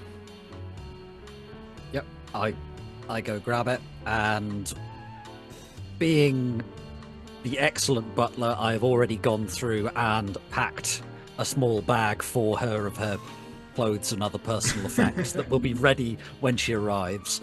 George gets nothing. George and Sophie get nothing, though. They are baggage. Okay, so you guys get up to the Macadome. Everything looks to be in order, and if you're not going to do anything else, a few minutes later, the service elevator dings, and in strolls Dominic Verentesi on his own, and he looks around and he says, "Good, I see that everything is under control. If you would be so kind as to follow me to the rooftop where we have your exfil arranged." Very good, sir. Much obliged. You guys are like going to the airport now, dude? Yes, we're going to go to the airport, and Mr. Skywatcher, we will make sure that your vehicle is delivered there, so that you will have transportation once we get you there. Oh wait, we got to go to the airport too, dude. Well, yeah, the job's not done until she's gone. And we don't want you here, Gnarly. frankly. No need to be rude. Wow. Man, you're really like harshing my vibe, dude. You need to chill out a little bit. You ever considered like taking a vision quest, some peyote or something, man? Imagine I haven't. If I ever do feel the need, though, I know who to call. That's right. I got your back, bro. Gonna change your mind, man. Yes, bro. Thank you. I see the fist bump hanging in the air unanswered. Okay, we get up to the rooftop. The skyline of Las Vegas spreads across, lights all around the sky flashing from drones going around and all that stuff that I've already described to you. As you're heading out of the elevator towards the helicopter, you already hear the helicopter in the distance. 3 shadowy figures step out. There are no guards in sight. 3 shadowy figures step out from behind the structure. Unfortunately, the Kashari have anticipated your exfil strategy and would like one last shot at Isabella. No. Damn it. We are going to go back into initiative. Wow. Andrew. I can't see it yet. Yeah, excellent. So you see the 2 hulking figures of trolls stepping out of the shadows, and just slightly behind them, a little bit more in the shadows, staying out of the way, is a smaller figure, probably a human. And Racoon is sort of whispering in Yanah's ear, "There he is, there he is. Watch out, snake approaches." All right, look, Racoon, just chill out, bro. I got this. I'm guessing on 17, I'm going first. Is that right? You are going first. All right, so I built this character with plenty of edge. So I think this is more of a 5th ed mechanic. I don't know if you can do this in Anarchy, but I would like to burn a point of edge if I can for 4 net hits. Do you have any plot points left? It's a new combat, so our plot points would refresh, and I get an extra plot point from my wired reflexes. Even if they haven't refreshed, I would get one because it's the start of combat from my wired reflexes. Certainly, you can do that in 5th ed, and well, this is Anarchy. If you're spending a plot point, you can definitely do that. So I would like to just pull out the pistol and just without saying anything, just put a round between the shaman's eyes. Nope, I'm just done with his bulgarack. As a matter of fact, you spent a plot. If you're spending a plot point on that, yeah, then narratively, I would say just describe it for us. All right, they're coming out onto the roof as we're getting close to the helicopter. The trolls come out first. They open the door. The shaman comes out and he's just stepping out of the door. Andrew reaches into the jacket, pulls out the Ares Predator with the silence on, and just one round straight between the guy's eyes. And just huge spray of blood out the back of the skull, down the stairwell. And the 2 trolls are just looking at him like, what the dreck just happened? Andrew's patience has evaporated. And like the dew on a fine English lawn. How dare you? He was mine. This guy, it just gets wasted. I mean, your wired reflexes are so fast that before anybody can even react, the gun is in your hand and spitting bullets, and this guy just goes down, like you said, in a spray of blood. And my wired reflexes give me 2nd attack, right? I took them at quite a high rating, so I'm just going to check how many. Yeah, I've got +1 attack. So I am going to just do a normal attack, and I will pre-edge this to shoot one of the trolls in the knee. He's not a magician, so he's less of a threat. So with a called shot, let's just do 1 negative dice. 3 hits on 7 dice. Did you want to use edge on that? Yeah, I'm done with these Drex stains. We're getting the young miss home. We're leaving this awful place. I want actual tea. The irony is, I don't actually, in reality, like tea very much. I drink coffee.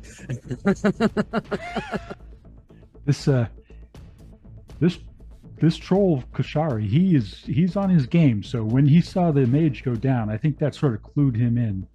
He's reacting very well. He got 3 hits on 4 dice, which is still not enough. You got 1 net hit. What is the damage on your gun? That's an Ingram Smart Gun that you're using, and it has 6p. Sorry, that was meant to be the Ares Predator, but they have the same damage value and the same dice pool, so that's fine. 6p, so 7p total. Your bullet smacks into his armor, and you've reduced his armor significantly at this point. Worth a try. Oh, and next is Yanah. All right, so seeing the shaman drop, Yanah's just going to be like, see, I told you, Racoon. We had nothing to worry about, dude. Raccoon's just in the corner rubbing his hands together. Yes, excellent. I'm going to need your help with something. And then I'm going to summon a spirit of man. Are there like air conditioning, units or something up here? Or... Yeah, there's air conditioning units and ventilation ducts and stuff coming up out. There's all sorts of stuff. Okay. So I get an extra die for my shadow amp. I'm going to summon a spirit of man here. Womp, that's a lot of dice. That was 12 dice. Yeah, you know what? I'm going to use my edge on that, actually. I'm going to post edge that to get some more. Nice. Another dice. I think we've hit the stage of go hit. You didn't suffer any drain. How many hits did you get now? Yeah, it should be 5. How does this spirit materialize for you? So the only thing that's up here is really like the air conditioning ducts. So I imagine like one of these like giant, air conditioning units, air intakes just kind of like unfolds like a transformer. Sweet. And it's standing like 9 feet tall or something. This giant construct of air and sheet metal and fan blades just sort of unfolds and stands up and looks towards you. Follow me, master. So do I give it instructions on this turn or? Yeah. Okay. I'm just gonna point to the healthy troll and tell him, push him off the roof. Or rather, I should say, like, push him over the edge, dude. As you please, master. This construct, this amalgamation of just like whirling whirlwinds and bits and pieces of fan blades and fan covers and sheet metal and electric motors, just lumbers over to the guy and picks him up. He yells out, "Ah!" and they sail off the side of the roof. Sweet. You're gonna need a snow shovel to clean that up. And he disappears from view. The last guy who's up there, well, he might not get a turn because guess what? It is now Tahni Skywatcher's turn to do something. Spend a plot point so that your drone comes up from behind. Oh my god, please do that. My god, please do that. Yeah, beep, beep, beep, beep, beep, beep. All right. You have plot points? If not, I'll give you one to do that. I've only used one, so Okay. I'll use one. Yeah, we'll have it behind him in the window. We see the drone just emerge up, and I'll open fire on him. That sounds pretty cool. Yeah, that's great. That's fragging rad, dude. All right, Mr. Drone. So do I make an attack? It's got 2 weapons. Do I pick which one, or does it shoot with both? It's got the Ares Alpha and the Ares Antioch. You tell me which one you're going to attack with. You're going to use the skill vehicle weapons.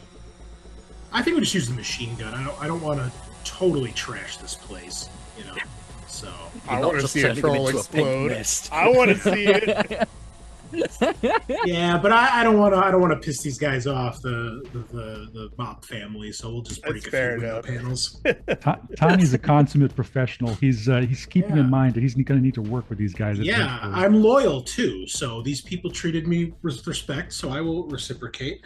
Yeah, we'll do that. Let's. I don't have any edge left. I already used my edge, so 3 hits. You know what? I will. The GM will spot you an edge. All right, 3 more. So 6 total. 6 total hits. Oof. Good luck, Mr. Troll. He got 2 hits.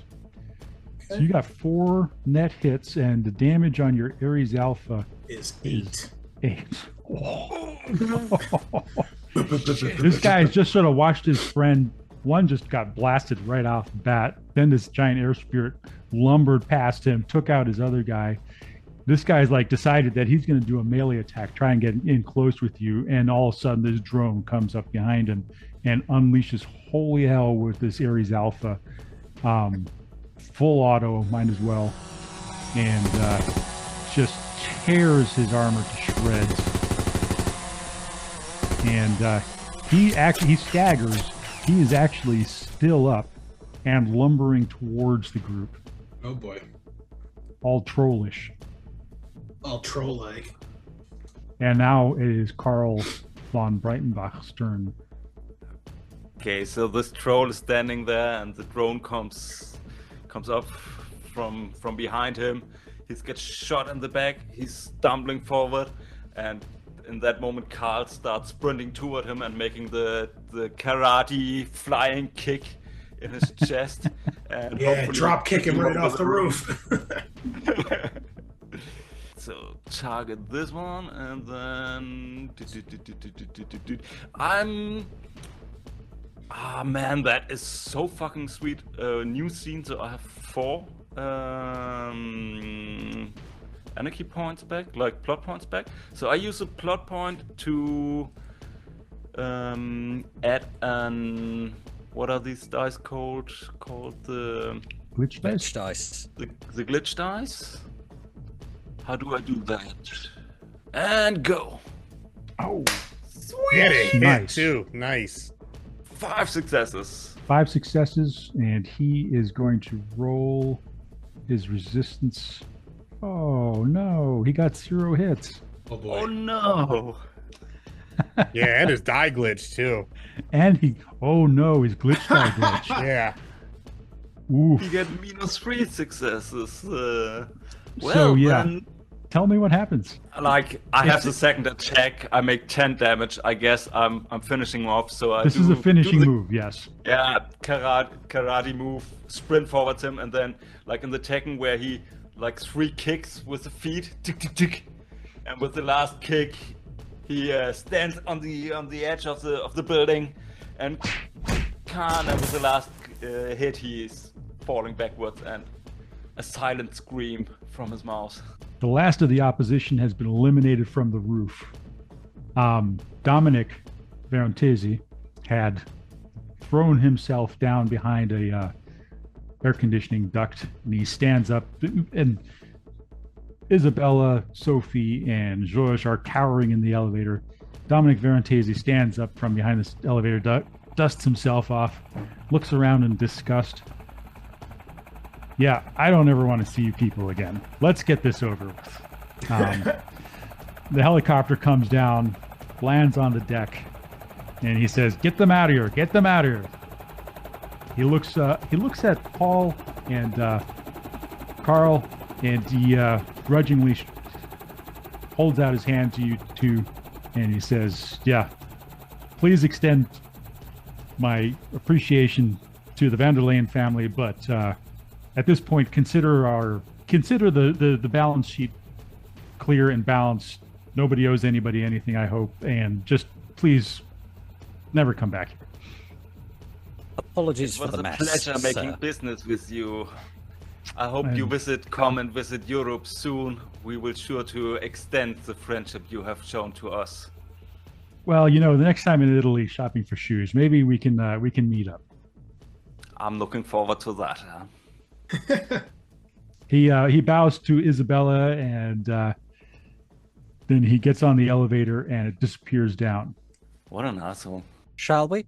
And Andrew gestures towards the helicopter and says, "After you, Miss Isabella." You can tell by the look on her face that she's done with Vegas. The thrill is gone.